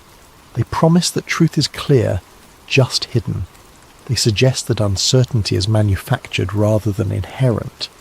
But the real world is uncertain. The past is fragmentary. Our knowledge is incomplete and probably always will be. The question isn't whether the Smithsonian is perfectly trustworthy. No institution is. The question is whether it operates with reasonable integrity, corrects mistakes when identified, and serves its stated mission of preserving and sharing knowledge despite inevitable human limitations. The evidence suggests it does, imperfectly but genuinely. The conspiracy theories suggest it doesn't, perfectly and deliberately. Which interpretation fits the available evidence better? Which is more consistent with how institutions actually function? The truth, as usual, resists simplicity. Epilogue: the locked vault question. Deep in the Smithsonian storage facilities, there are rooms most visitors never see, will never see, cannot see without explicit permission and documented research purpose. Rows of metal shelving holding thousands of cardboard boxes, climate-controlled spaces preserving fragile specimens from light, moisture and temperature fluctuations, cabinets filled with items waiting for study, cataloguing, or simply space in public galleries that may never come. The institution holds 140 million objects. This number is almost incomprehensible. If you spent 1 second looking at each item, it would take over 4.5 years of continuous observation without sleep. Only a tiny fraction is ever displayed. Most sit in storage, accessible to researchers by appointment, but invisible to the general public. Out of sight, out of mind. What's in those boxes? Mostly the expected. Pottery shards catalogued by culture and approximate date. Stone tools labelled by type and location. Skeletal remains stored according to established protocols. Textile fragments preserved in acid-free containers. The ordinary artefacts of ordinary lives, collectively telling stories about how people lived, worked, created and died. But also inevitably anomalies. Things that don't fit neat categories. Items with unclear provenance that make definitive conclusions difficult. Specimens that raise more questions than they answer. Questions that current methodologies cannot adequately address. Some of these anomalies get studied. Grad students write dissertations. Papers appear in specialised journals. Mysteries get solved or at least better understood. The anomaly becomes integrated into knowledge, explained and categorised. Some sit, waiting for the right scholar with the right question, waiting for new analytical technology that might reveal secrets current methods cannot detect, waiting for someone to notice them among millions of other items competing for attention. And some, perhaps, are simply forgotten, not destroyed, not hidden, not deliberately concealed, just overlooked, set aside and never retrieved, lost in the vast bureaucracy of an organisation managing more material than any human mind can fully grasp. The conspiracy, Theory imagines intention, a deliberate choice to conceal. Curators meeting in shadowy rooms, deciding what truth the public can handle. Artifacts quietly destroyed to protect established narratives. The reality might be more banal and somehow more troubling. Neglect. The passive erasure that comes from having too much to manage and too few resources to manage it. The slow forgetting that happens when things sit unopened in boxes for decades. Either way, the effect approaches similarity. If something didn't fit the story of human history, if it challenged our understanding in ways we weren't ready to confront, if it required explanation that current paradigms couldn't provide, would we know if it disappeared into those storage rooms? Would we know if it was catalogued under a description that doesn't capture its significance? Filed in a location that makes it unlikely to be found? Assigned to a box that hasn't been opened since it was sealed decades ago? The Smithsonian maintains it operates with integrity. Its researchers are scientists, not censors. Its mission is knowledge, not narrative control. Its purpose is preserving truth, not concealing it. And they're probably right, in the overwhelming majority of cases. For the vast majority of decisions made daily by people trying their best under difficult circumstances, but probably and mostly an overwhelming majority, are not the same as certainly and always in every single case. The institution remains largely silent on specific conspiracy claims. It doesn't engage extensively with allegations it considers baseless. It lets its scientific work speak for itself. It maintains that those seeking evidence of wrongdoing will find none because none exists. The debate continues regardless, not because of evidence which remains absent, but because of doubt, which once planted grows deeper roots than any fact. And doubt has many sources: the documented gaps in records, the missing artifacts, described in century-old reports, the patterns of what receives attention versus what doesn't, the natural human tendency to distrust concentrated authority, the genuine mysteries that remain unexplained, the history of mistakes and course corrections, the simple fact that perfect transparency is impossible in any institution of this scale. In the end, we're left with questions that may never find definitive answers. Do we trust institutions to tell us the truth about the past? Can we trust them, given that they're human enterprises subject to all the failings humanity entails? Do we believe that everything discovered has been preserved and honestly presented? Do we accept that our understanding of history might be incomplete, not from conspiracy, but from the simple limitations of human knowledge and institutional capacity? Or do we wonder what sits in those boxes no one opens? What lies forgotten in storage areas that haven't been fully inventoried? What truths might be waiting in plain sight, catalogued too vaguely to be found? The Smithsonian's doors remain open. Its collections are vast. Its researchers welcome serious inquiry from qualified scholars. It has processes for access, review, and study. But the vaults are deep. The records are incomplete. The collections are massive beyond full comprehension. And the past, once gone, speaks only through what we choose to preserve and how we choose to interpret it. These choices, made over decades by thousands of individuals operating within institutional cultures and constraints, have shaped what we know and what we don't. Whether those choices were always made with perfect integrity, whether they were free from bias and political pressure, whether they prioritized truth over comfort in every instance, we cannot know with certainty from outside the institution. We can examine the evidence, evaluate the arguments, and reach conclusions about what seems most probable. But absolute certainty escapes us, as it does in most things worth thinking about deeply. Sleep well tonight, and remember, history is written by those who control the archives, and sometimes the most important question isn't what we know, it's what we'll never know we lost. The boxes sit in climate-controlled darkness, their contents waiting, their stories untold.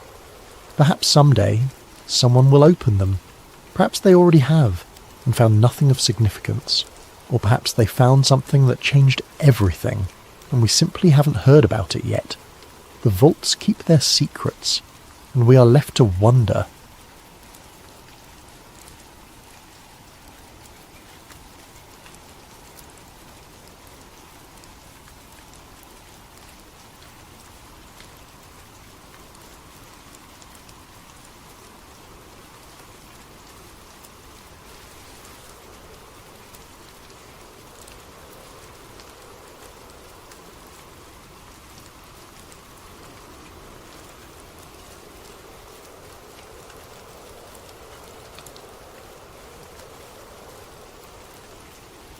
Before we begin tonight's story, if you're enjoying this content, please consider using your hype points on this video.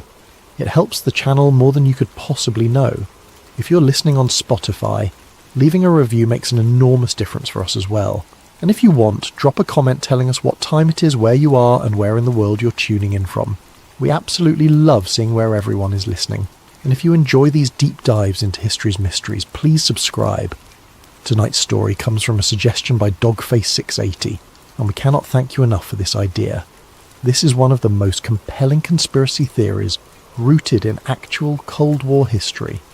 And what makes it so haunting is how much of it is documented fact. What you're about to hear sounds impossible. A 4-star general, a war hero, the man who helped liberate Europe from Nazi tyranny, dead in a hospital bed just months after victory, following a minor car accident that shouldn't have killed anyone. No autopsy, no investigation. Medical records vanished, witnesses disappeared, and decades later, a former intelligence operative steps forward with a confession that changes everything. This is the story of General George Smith Patton Jr., the man who won the war but lost the peace, the general who believed he had fought in past lives alongside Alexander the Great and Napoleon Bonaparte, who believed in destiny and glory and refused to be silent when silence was demanded. This is the story of his mysterious death, and the conspiracy theory that suggests the greatest threat to George Patton wasn't the Nazi Wehrmacht, it was his own government. December 9th, 1945. Near Mannheim, Germany. The war is over. Europe lies in ruins. Cities reduced to rubble. Railways destroyed. Bridges collapsed. Millions dead. Millions more displaced. The Third Reich, which promised to last 1,000 years, lasted 12 and ended in a Berlin bunker with a gunshot. Victory belongs to the Allies. And General George Smith Patton Jr., the most aggressive, most decorated, most controversial American commander of World War II, sits in occupied Germany with nothing left to conquer. He is 60 years old. His hair is silver. His face is weathered from years of command in the Mediterranean sun, the French countryside, the German winter. He wears his pearl-handled revolvers on his hips, relics of an earlier era when generals still led cavalry charges. He looks like something from another century, and in many ways he is. Patton believes he fought at the walls of Troy. He believes he rode with the Romans into Carthage. He believes he charged with Napoleon at Austerlitz. Past life memories, he calls them. Visions of ancient battles that feel more real than dreams. His officers think he's eccentric. His soldiers think he's touched by God. His enemies learned not to think about him at all until it was too late. But now, in December 1945, Patton is no longer commanding armies. He is no longer shaping strategy. He is no longer needed. The Third Army, which he led across France and into the heart of Germany, has been reassigned. His new command is a paper organisation with no soldiers, no tanks, no mission beyond compiling reports that no one will read. He is waiting to go home, and he is angry. That morning, December 9th, Patton wakes before dawn in his quarters at Bad Nauheim, a spa town north of Frankfurt that serves as headquarters for what remains of his command. He eats breakfast alone, as is his custom. Eggs, toast, coffee.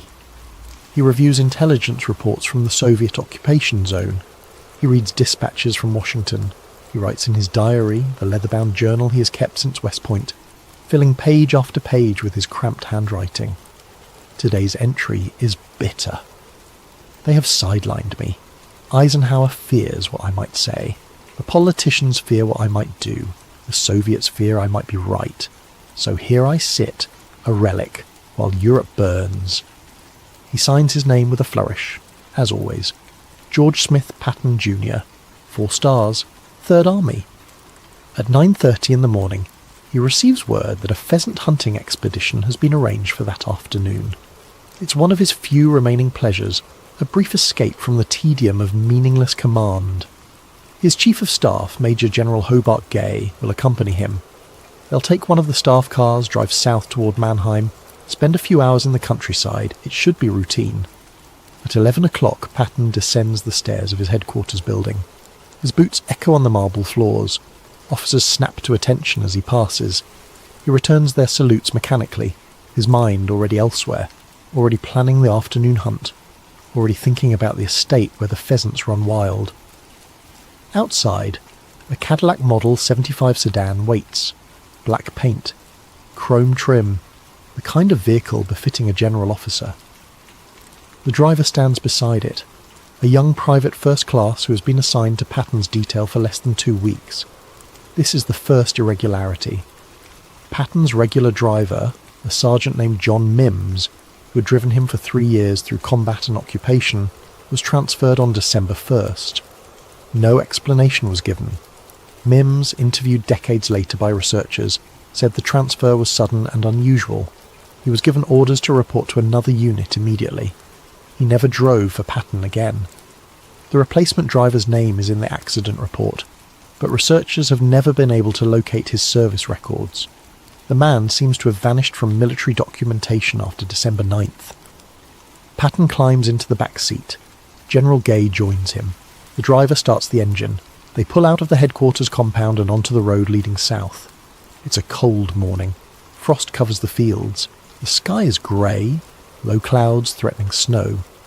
The roads are in poor condition, still cratered from the fighting, still littered with debris from the bombardment that reduced Mannheim to ruins earlier in the war. Traffic is light, a few military trucks, some civilian vehicles, German citizens walking along the roadside, bundled against the cold, their faces hollow with hunger and defeat. Patton watches the landscape pass. He has driven these roads dozens of times. He knows every turn, every checkpoint, every landmark. At approximately 11:45, near a railroad crossing on the outskirts of Mannheim, the car approaches an intersection. A United States Army truck, a 2.5-ton vehicle painted olive drab, approaches from a side road. What happens next takes 3 seconds. The truck makes a sudden left turn, cutting directly across the path of Patton's Cadillac. The driver of the Cadillac swerves right, tyres skidding on the frost-slicked pavement.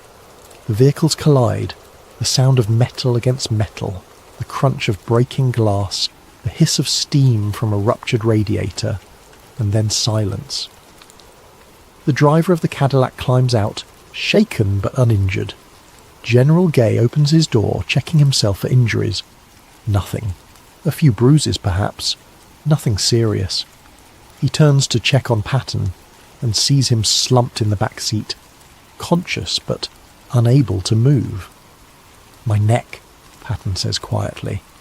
"I think my neck is broken." Within minutes, military police arrive. Within an hour, Patton is on his way to Heidelberg.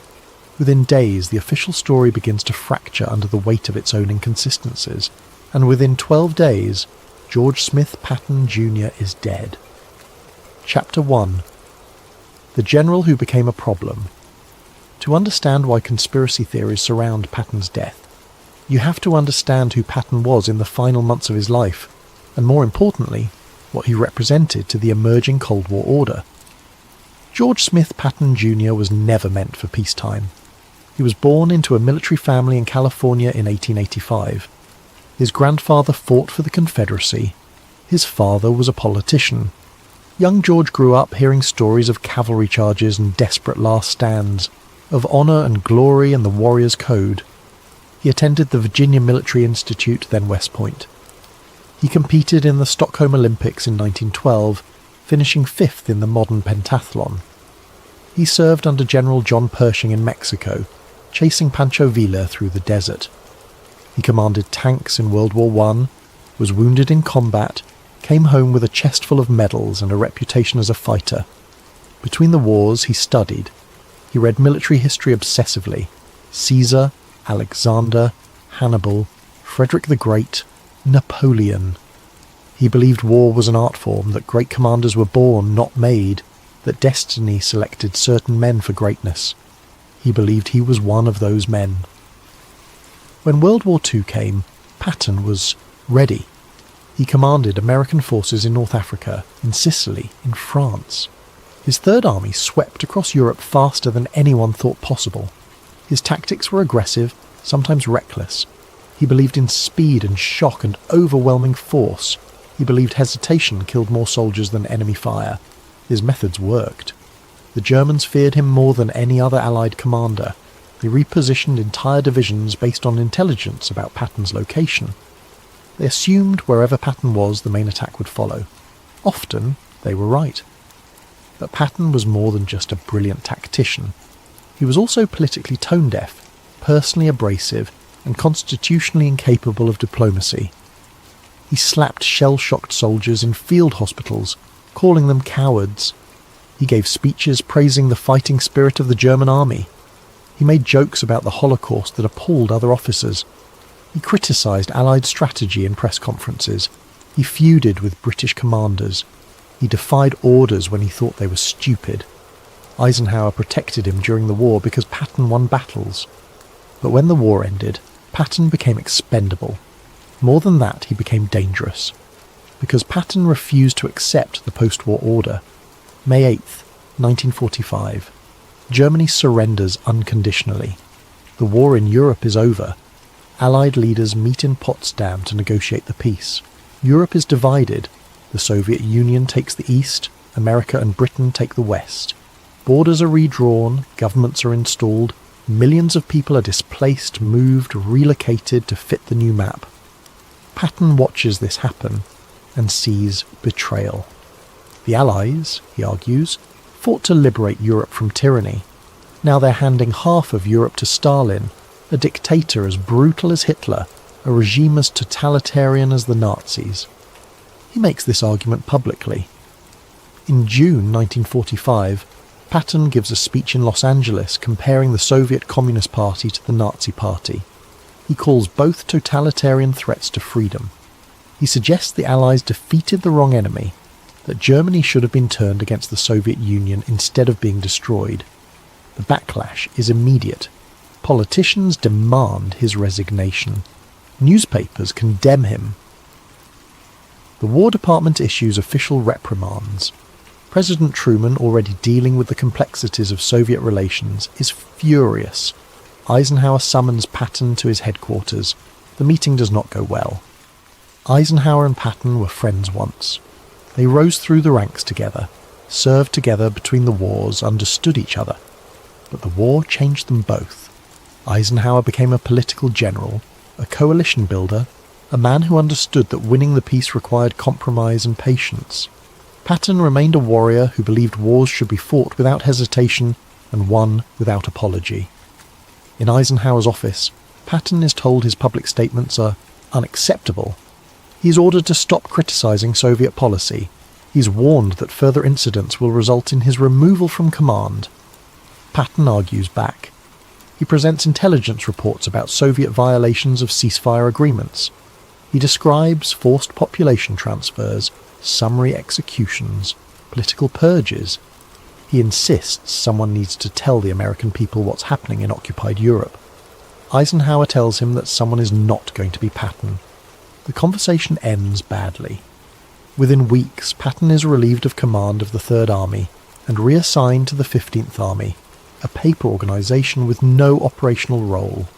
His job now is to compile lessons learned from the European campaign, to write reports analysing tactics and strategy for future military planners. It's a desk job. To a man like Patton, it's worse than death. Internal War Department memos from this period reveal the thinking behind the reassignment. One memo describes Patton as politically dangerous and increasingly uncontrollable. Another warns that Patton's celebrity status among soldiers and veterans makes him a potential political threat to current foreign policy initiatives. A third memo, written by a senior intelligence officer, suggests that Patton's return to the United States should be delayed indefinitely to prevent him from influencing public opinion regarding Soviet intentions. These memos were classified for decades. When they were finally released under Freedom of Information Act requests in the 1980s, they revealed something important. By October 1945, senior American officials viewed Patton not as an asset but as a liability, and they were actively working to neutralise him. Chapter 2. The Diaries and the Warnings. General Patton kept meticulous diaries throughout his military career. These weren't casual journals. They were detailed historical records, written in his own hand, documenting everything from tactical decisions to personal reflections. He wrote almost every day, sometimes for hours, filling leather-bound volumes with his cramped, precise handwriting. He believed history would vindicate him. He wanted his perspective preserved for future generations. After his death, the diaries were collected by his family. Some entries were published in biographies, others remained private for decades. Some have never been fully released, held back by the Patton family estate for reasons never publicly explained. But the entries that have been made public from October and November 1945 paint a disturbing picture of a man who believed he was being watched, controlled, and silenced. October 2nd, 1945. Patton attends a meeting with Soviet officers to coordinate occupation zones. The meeting is tense. The Soviets refuse to cooperate on prisoner exchanges. They deny Allied access to certain territories. They claim violations of ceasefire agreements that Patton knows are fabricated. He writes, "The Russians are impossible. They lie about everything. They're worse than the Nazis and no one wants to admit it. Eisenhower orders me to maintain diplomatic relations. I'd rather maintain my rifle aimed at their headquarters." October 15th, 1945. Patton inspects Soviet troop positions along the occupation zone boundary. He notes their equipment, their readiness, their disposition. What he sees alarms him. He writes, "Soviet forces are not demobilizing. They're repositioning. They have combat units forward deployed, supply lines established, logistics prepared for offensive operations. If we have to fight them, and I believe we will, we should do it now while our armies are still here, still equipped, still ready. In 2 years, we'll have nothing in Europe, and they'll have everything." October 23rd, 1945. Patton meets with German civilians, former Wehrmacht officers, refugees fleeing Soviet occupation. They tell him stories of mass arrests, forced labour, summary executions, entire villages emptied. He writes, "We promised these people freedom. We told them we were liberating them from tyranny. Now we're handing them to Stalin, who is every bit as brutal as Hitler. The only difference is Stalin is our ally, so we pretend not to see what he's doing. History will judge us harshly for this betrayal." October 31st, 1945. Patton submits a request for extended leave to return to the United States. He wants to visit family, rest, recover from years of combat command. He also wants to speak freely, away from military censorship about what he's witnessed in Europe. The request is denied by the War Department. No explanation is provided. He writes, "They want me here where they can watch me, where they can control what I say, where I can't reach the American people. I understand their game now." November 7th, 1945. Patton has lunch with a journalist from the New York Herald Tribune. The interview is supposed to be off the record, a background briefing about post-war Europe. Patton speaks candidly about Soviet intentions, about Allied failures, about the need for American military readiness. 2 days later, the journalist contacts Patton. The interview has been killed by editors. Someone from the War Department called the newspaper and asked that the story not run. The journalist is apologetic but clear. The article will not be published. Patton writes, "Even the press is controlled now. The truth is too dangerous for the American people to hear. They want everyone to believe we won the war, and everything is fine now. But nothing is fine. Everything we fought for is being given away, and anyone who points this out is silenced." November the 19th, 1945. Patton receives notice that his security detail is being changed. His regular driver, his aides, his bodyguards, men who have served with him for years are being reassigned. New personnel are being assigned to replace them. The official reason is routine rotation of personnel. Patton doesn't believe it. He writes, "They're putting watchers around me, new people who report to someone else. I recognize the pattern. I've used it myself in our intelligence operations. When you want to monitor someone, you put your own people next to them. I'm being treated like a security threat in my own command." November 25th, 1945. Patton's wife, Beatrice, writes him from the United States. She's worried about him.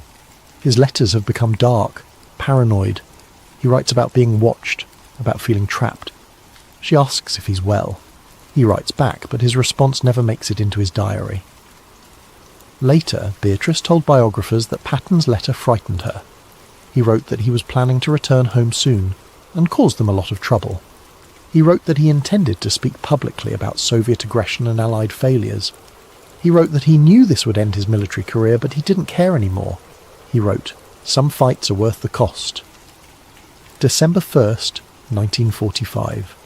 Patton's regular driver, Sergeant John Mims, is abruptly transferred to another unit. Mims has driven Patton for 3 years through North Africa, Sicily, France, Germany. He knows Patton's habits, his routes, his preferences. He's loyal, competent, trusted. The transfer happens overnight. Mims is given orders to report immediately to a quartermaster unit in Belgium. He's not allowed to say goodbye to Patton.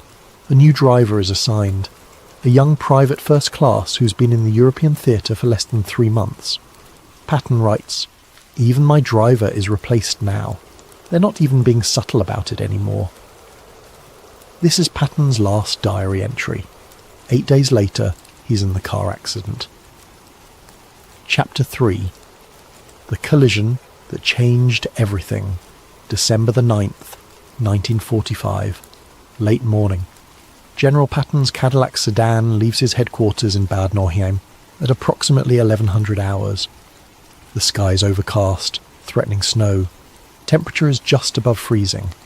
The roads are slick with frost but passable. Patton sits in the back seat. He's dressed in his uniform, wearing his leather jacket against the cold. His pearl-handled revolvers are on his hips. He carries a walking stick, an affectation from his days of cavalry service. Major General Hobart Gay sits beside him. Gay has served as Patton's chief of staff throughout the war. He's one of Patton's few remaining friends in the High Command, one of the few officers who still speaks to him regularly after his controversial statements. The new driver, whose name appears in the accident report as Private First Class Horace Woodring, sits behind the wheel. He's nervous. He's only driven for Patton a handful of times. He's not familiar with the general's preferences, his habits, his routes. The drive should take less than an hour. They follow the main road south from Bad Nauheim through small German towns still recovering from the war. Mannheim was one of the most heavily bombed cities in Germany. The RAF and American 8th Air Force dropped thousands of tons of explosives on its industrial districts. Much of the city centre was destroyed. Rebuilding has barely begun. The roads through Mannheim are in poor condition. Craters from bombs, debris from collapsed buildings. Some streets are still blocked entirely, forcing detours through unfamiliar routes. At 11:43, according to the accident report, Patton's Cadillac approaches a railroad crossing on the outskirts of Mannheim. The area is semi-rural, factories mixed with farmland. Traffic is light. A United States Army truck, identified in the report as a GMC 2.5-ton cargo vehicle, approaches from a side road on the left. According to the truck driver's statement, taken by military police at the scene, he did not see the Cadillac approaching. He claimed the sun was in his eyes, though the day was overcast. He claimed he was unfamiliar with the intersection, though the road was clearly marked. He claimed he made the turn at normal speed, though witnesses said the truck accelerated suddenly. The Cadillac's driver swerves right to avoid impact. Too late. The vehicles collide at the intersection. Now here's where the official story begins to fall apart. The collision is low speed. The Cadillac is travelling approximately 35 miles per hour. The truck is travelling approximately 15 miles per hour. The impact is glancing, not head-on. The Cadillac's front passenger side strikes the truck's rear cargo area. The damage is minor. The Cadillac's front bumper is bent. The headlight is broken. The hood is dented. The truck's rear panel is scraped but intact. Both vehicles remain operational.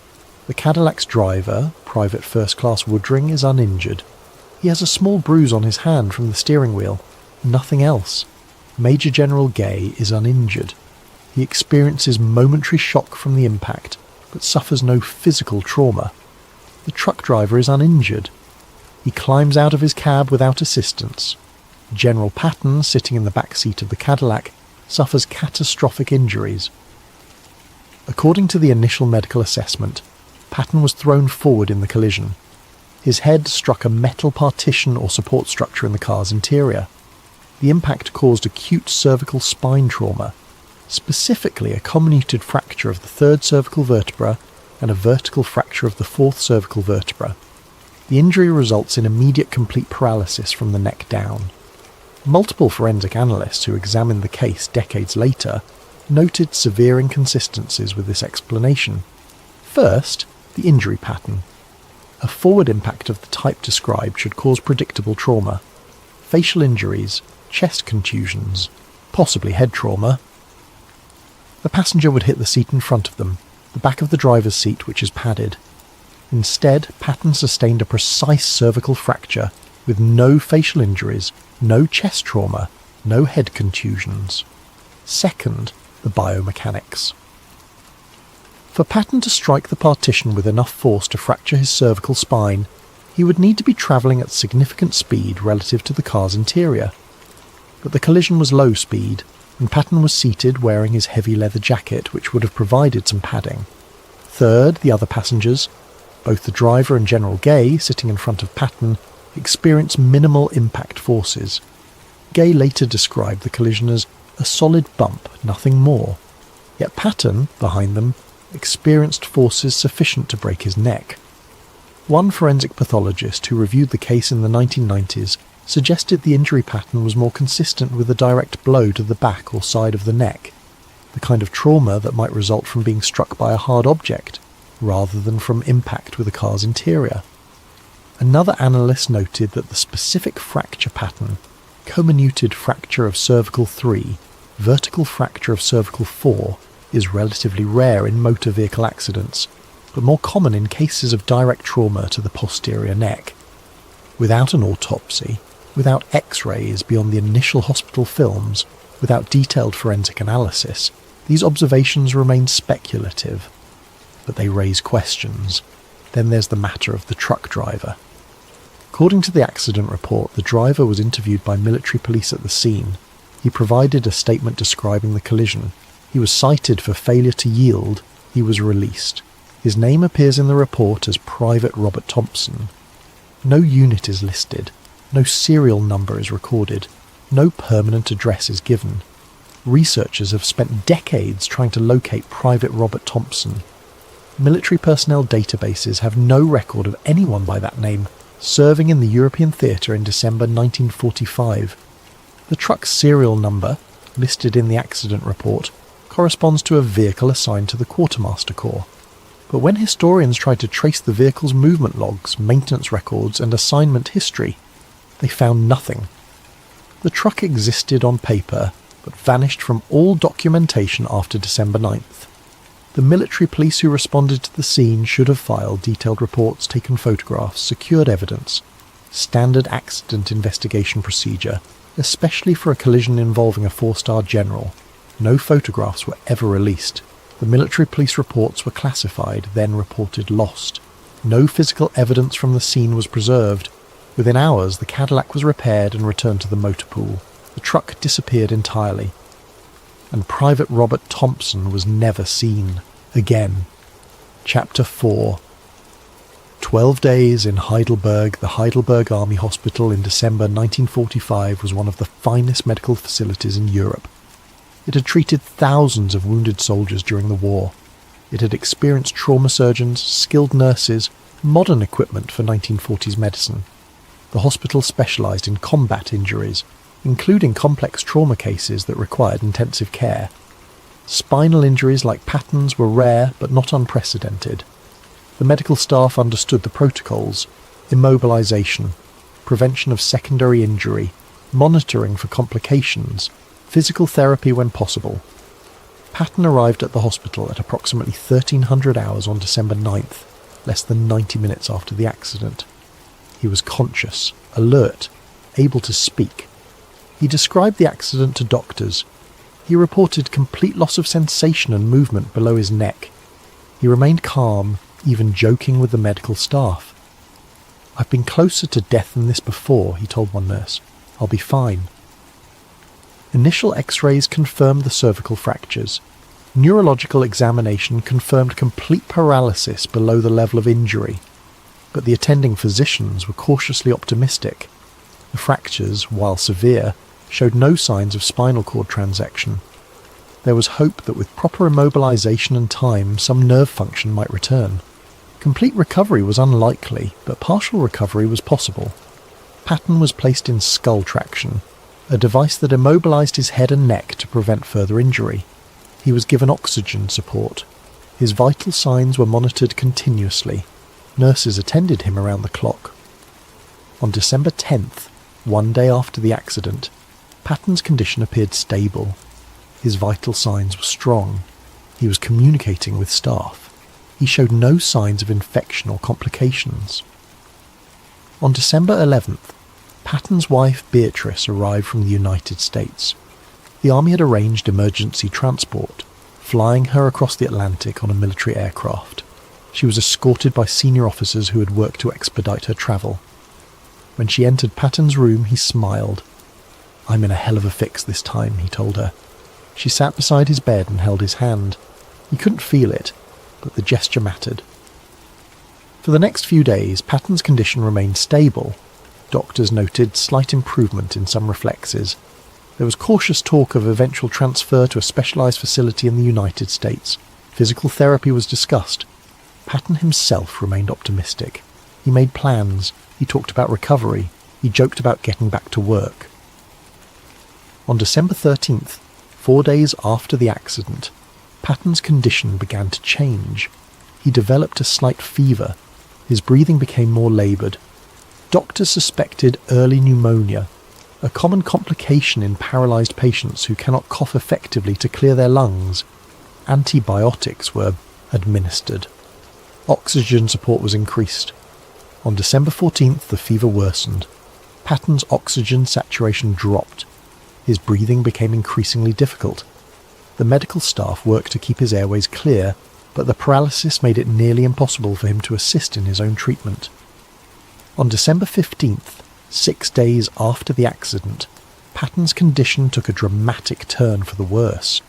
He developed severe pulmonary edema, fluid accumulation in the lungs. His heart rate became irregular. His blood pressure fluctuated wildly. The doctors diagnosed acute heart failure, possibly triggered by a pulmonary embolism, a blood clot that had travelled from his immobilised legs to his lungs. Emergency treatment was initiated, but Patton's condition continued to deteriorate. Over the next 6 days, he slipped in and out of consciousness. The fever persisted. The pulmonary edema worsened. His heart struggled to maintain adequate circulation. On December the 21st, 12 days after the accident, at 1750 hours, General George Smith Patton Jr. died. The official cause of death: pulmonary embolism and congestive heart failure secondary to his injuries. The death certificate was signed by the attending physicians. The hospital issued a statement expressing condolences. The Army notified next of kin. Flags were lowered to half-staff, and then the irregularities began. First, no autopsy was performed. This is unusual for several reasons. Patton was a 4-star general, one of the most prominent military figures in American history. His death under medical care, with unexpected complications arising rapidly, would normally warrant a thorough post-mortem examination. The official explanation was that the family declined an autopsy. But Beatrice Patton later disputed this claim. In interviews with biographers, she stated she was never asked about an autopsy. She said the Army simply informed her that her husband's body would be prepared for burial and that no autopsy was necessary or planned. She said she didn't question the decision at the time. She was grieving, exhausted, overwhelmed. She trusted the military doctors who told her Patton died of natural complications from his injuries. Only later did she wonder why they were so insistent that no autopsy be performed. Second, Patton's complete medical records from Heidelberg Hospital were never released to the family. Beatrice requested the files multiple times over the following years. She wanted to understand what happened to her husband, why he declined so rapidly, whether everything possible had been done to save him. Her requests were denied. The Army told her the medical records were classified for reasons of operational security. She was told the files contained sensitive information about medical procedures and treatment protocols that could not be disclosed. She never received the records. When historians and researchers sought the files decades later under Freedom of Information Act requests, they were told the records were missing. Some reports claim the files were destroyed in the 1960s per routine document retention policies. Other reports claim the files were lost when Heidelberg Hospital closed. Still other reports claim the files are held in classified archives but remain restricted. No one has seen Patton's complete medical records since December 1945. Third, several members of the medical staff who treated Patton were transferred shortly after his death. One surgeon was reassigned to a hospital in Japan. A nurse was transferred to a facility in England. The hospital administrator retired from military service within weeks of Patton's death. When researchers tried to interview these individuals in later years, most declined to participate. Some claimed they couldn't remember details of Patton's case. Others said they were bound by military confidentiality, even decades later. One physician agreed to an interview but died before it could be conducted. One nurse who worked in Heidelberg Hospital during December 1945 gave a brief interview to a researcher in 1976. She described unusual activity in the days before Patton died. She mentioned restricted access to Patton's room. She said only certain staff members were allowed to enter. She described visitors who came late at night, men in military uniforms who weren't logged in the visitor registry. She mentioned medical procedures that weren't part of standard treatment protocols. She said Patton received injections she didn't recognise, medications that weren't listed on his chart. When the researcher pressed for details, the nurse became vague and uncomfortable. She ended the interview abruptly and refused further contact. She died 2 years later. No additional interviews were ever conducted. Fourth, the timeline of Patton's decline doesn't match typical post-injury progression. Spinal injury patients certainly face complications. Pneumonia is common because paralysed patients cannot clear their lungs effectively. Blood clots are common because immobilised patients cannot move their limbs. Heart failure can occur due to the stress of injury and prolonged bed rest. But the speed and severity of Patton's decline struck some medical experts as unusual. One pulmonologist who reviewed the case in the 1980s noted that Patton went from stable and communicative to critical and dying in less than a week. While complications can arise quickly, the progression described in the available documentation seemed unusually rapid for a patient receiving intensive care in a modern facility. Another physician, a toxicologist, reviewed the symptoms described in newspaper reports from December 1945. Sudden pulmonary edema, cardiac arrhythmia, rapid deterioration. He noted these symptoms could result from injury complications, but they could also result from certain poisonous substances. Specifically, he mentioned digitalis toxicity, which causes cardiac complications and pulmonary edema, and would be difficult to detect without specific toxicology screening. Without an autopsy, without tissue samples, without toxicology analysis, there's no way to confirm or deny such theories. But the possibility exists, and that possibility, combined with all the other irregularities, fuels the conspiracy theory that Patton didn't die from his injuries. He was killed. Chapter 5. The OSS operative's confession. For more than 30 years, the official narrative of Patton's death remained unchallenged. Tragic accident, medical complications, natural death given his injuries. Historians wrote biographies portraying Patton as a brilliant but troubled commander whose life ended in unfortunate circumstances. Filmmakers made movies celebrating his military genius while depicting his death as a sad footnote to a legendary career. His death was accepted as tragic but unremarkable. And then, in 1979, everything changed. An 84-year-old man named Douglas DeWitt Bazata walked into the office of a military historian working on a book about the Office of Strategic Services. Bazata said he had information about General Patton's death, information that had been classified for more than 3 decades, information that, if true, would rewrite history. Douglas Bazata was not a conspiracy theorist. He was not a fringe figure seeking attention. He was a legitimate war hero with verifiable credentials and a documented history of service in America's wartime intelligence apparatus. Born in 1911, Bazata grew up in Pennsylvania and joined the Marine Corps in the early 1930s. He served in various capacities until the outbreak of World War II, when he was recruited by the OSS, the Office of Strategic Services, America's wartime intelligence agency. The OSS conducted some of the most sensitive operations of the war: espionage, sabotage, assassination, support for resistance movements, operations that couldn't be acknowledged publicly and whose details remain classified even today. Bazata operated behind enemy lines in occupied Europe. He conducted sabotage operations against Nazi infrastructure. He organised partisan resistance networks. He gathered intelligence that helped Allied forces plan operations. His service record is documented in declassified OSS files. His decorations include the Silver Star, the Legion of Merit, and various foreign awards from governments he aided during the war.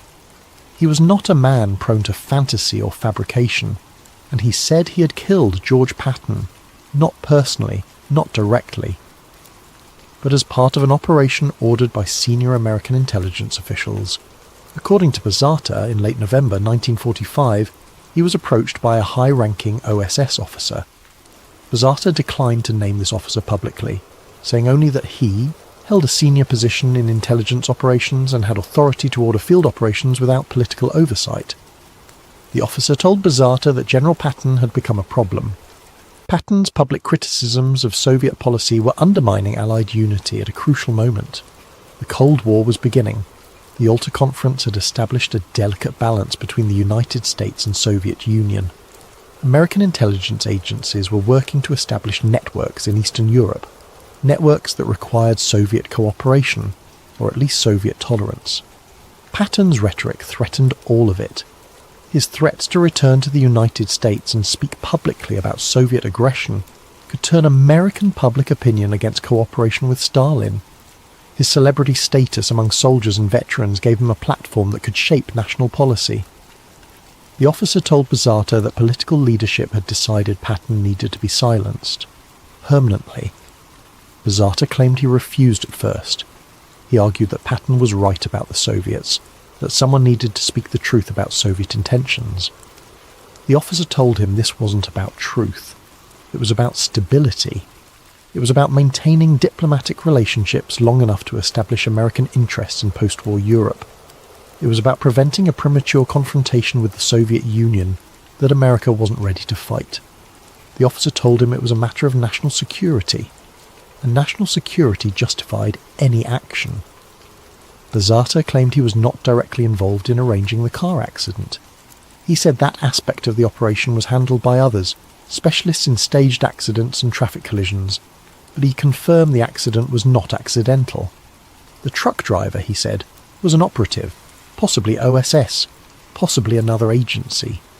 The collision was planned and executed as a way to remove Patton without raising suspicions of foul play.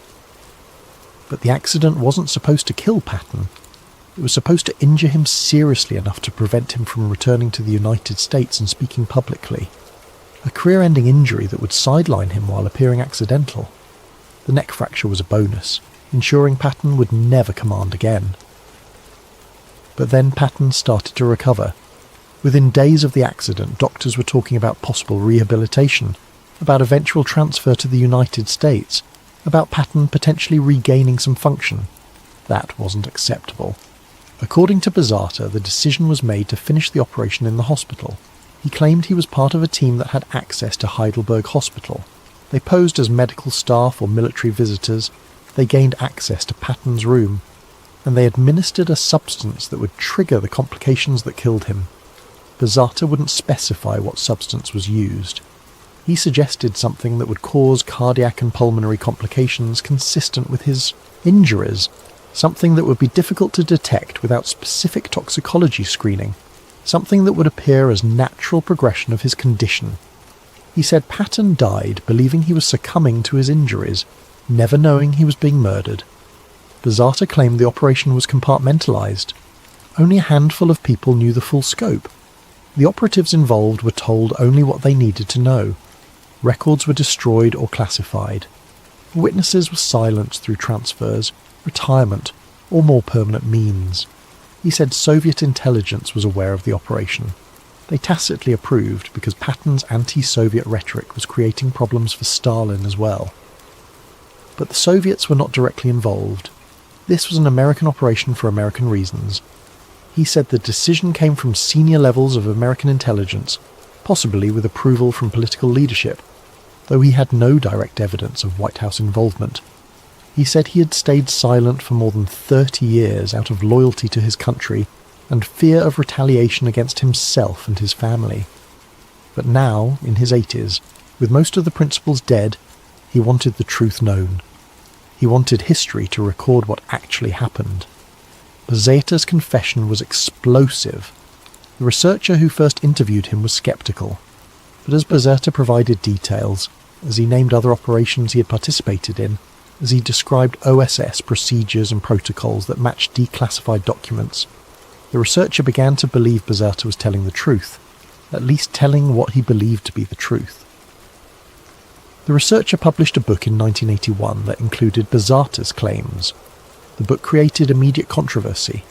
Historians dismissed Bezzeta as a fabricator. The CIA, successor to the OSS, denied any knowledge of operations targeting Patton. The army reaffirmed that Patton died of natural complications from his accident. But Bezzeta didn't recant. In 1984, he attended an OSS Veterans Reunion dinner in Washington, D.C. During the event, he stood and publicly repeated his claims about Patton's death. He told a room full of former intelligence operatives that he had been part of the operation. The room fell silent. No one challenged him. No one confirmed him. But no one laughed either. The silence was telling.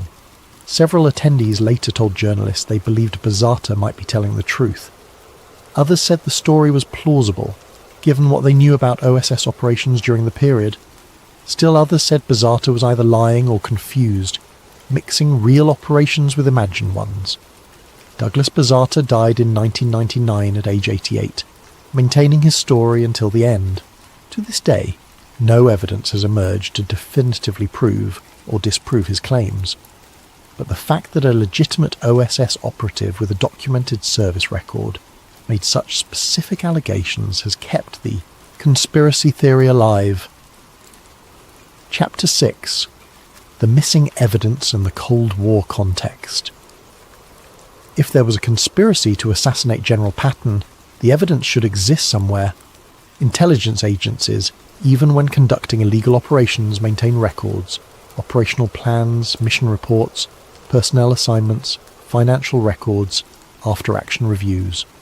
These documents might be classified, compartmentalized, hidden in archives so secure that most government officials don't know they exist. But they exist. So researchers have been searching for decades. What they've found is a pattern of systematic absence. Every document that might confirm or disprove the assassination theory is either missing, destroyed, or classified beyond reach. Patton's medical records, missing. The accident investigation report, classified, then lost. OSS operational files from December 1945, heavily redacted. Personnel records for the truck driver, non-existent. Communications between the War Department and Patton's command, incomplete. Hospital visitor logs from Heidelberg, destroyed. Even routine documents that should exist, that have no national security implications, that would normally be preserved in military archives, are gone. This creates an evidentiary void. Conspiracy theorists point to the missing documents as proof of a cover-up. If there was nothing to hide, they argue, why are so many records missing? Skeptics argue that missing records prove nothing. Documents from 1945 are often incomplete. Archives have limited space. Files are destroyed per retention schedules. Sometimes things just get lost. Both arguments have merit, but the context matters. The Cold War was beginning in December 1945. The Office of Strategic Services was transitioning to the Central Intelligence Agency. American intelligence operations were becoming more sophisticated, more compartmentalized, more willing to conduct operations that violated both law and ethics in service of national security. We know this now because documents from that era have been declassified, slowly, over decades. We know about Operation Paperclip, which brought Nazi scientists to America despite their war crimes. We know about MK-Ultra, which conducted mind control experiments on unwitting American citizens. We know about COINTELPRO, which surveilled and disrupted domestic political groups. We know about assassination programs targeting foreign leaders like Fidel Castro and Patrice Lumumba. We know American intelligence agencies were capable of murder, deception, and massive cover-ups. So when someone suggests they might have killed an inconvenient general in 1945, it's not a crazy theory. It's consistent with what we know those agencies did. The question isn't whether American intelligence agencies were capable of such an operation. The question is whether they actually conducted one. And without the evidence, we cannot know for certain. Epilogue. What if Patton had lived? The final question haunts every discussion of Patton's death. What if he had survived? What if the accident had been less severe? What if he had recovered? What if he had returned to the United States? Would George Patton have become a political figure? Would he have run for office, bringing his celebrity status and military reputation into the political arena? Would he have testified before Congress about Soviet violations of the Yalta agreements, about forced population transfers, about political purges in Eastern Europe? Would he have written a book exposing what he viewed as Allied betrayals of the peoples we claim to liberate? Would he have shaped public opinion about the emerging Cold War? We'll never know. But the fact that we ask these questions reveals something important. Patton mattered. His voice mattered. His perspective, right or wrong, represented a viewpoint that vanished from American discourse after December 1945. Some historians argue that Patton's death was fortunate for America. His aggressive stance toward the Soviet Union could have triggered a premature confrontation that would have been catastrophic. The Cold War required careful management, patient containment, strategic diplomacy. Patton would have undermined all of that. Other historians argue that Patton was right, that confronting Soviet expansion immediately, while American forces were still mobilized in Europe, would have prevented decades of Cold War conflict, that his warnings about Stalin were prescient and should have been heeded. Both arguments assume Patton would have had significant influence if he had lived, and maybe that's why he died. The last line Patton wrote in his diary, just days before the accident, reads, "History will prove me right. They just don't want to hear it yet." He never got the chance to make his case. 79 years later, the debate continues. Was his death a tragic accident? A politically convenient outcome that some officials were relieved to see? Or a calculated assassination ordered by intelligence agencies that viewed him as a threat to national security? The files remain classified. The witnesses remain silent. The medical records remain missing. And George Smith Patton Jr. remains buried in Luxembourg, alongside the soldiers he commanded, his warnings unheeded, his voice silenced, his truth lost to history. Unless Douglas Bazata was telling the truth. Unless somewhere, in some classified archive, the evidence exists.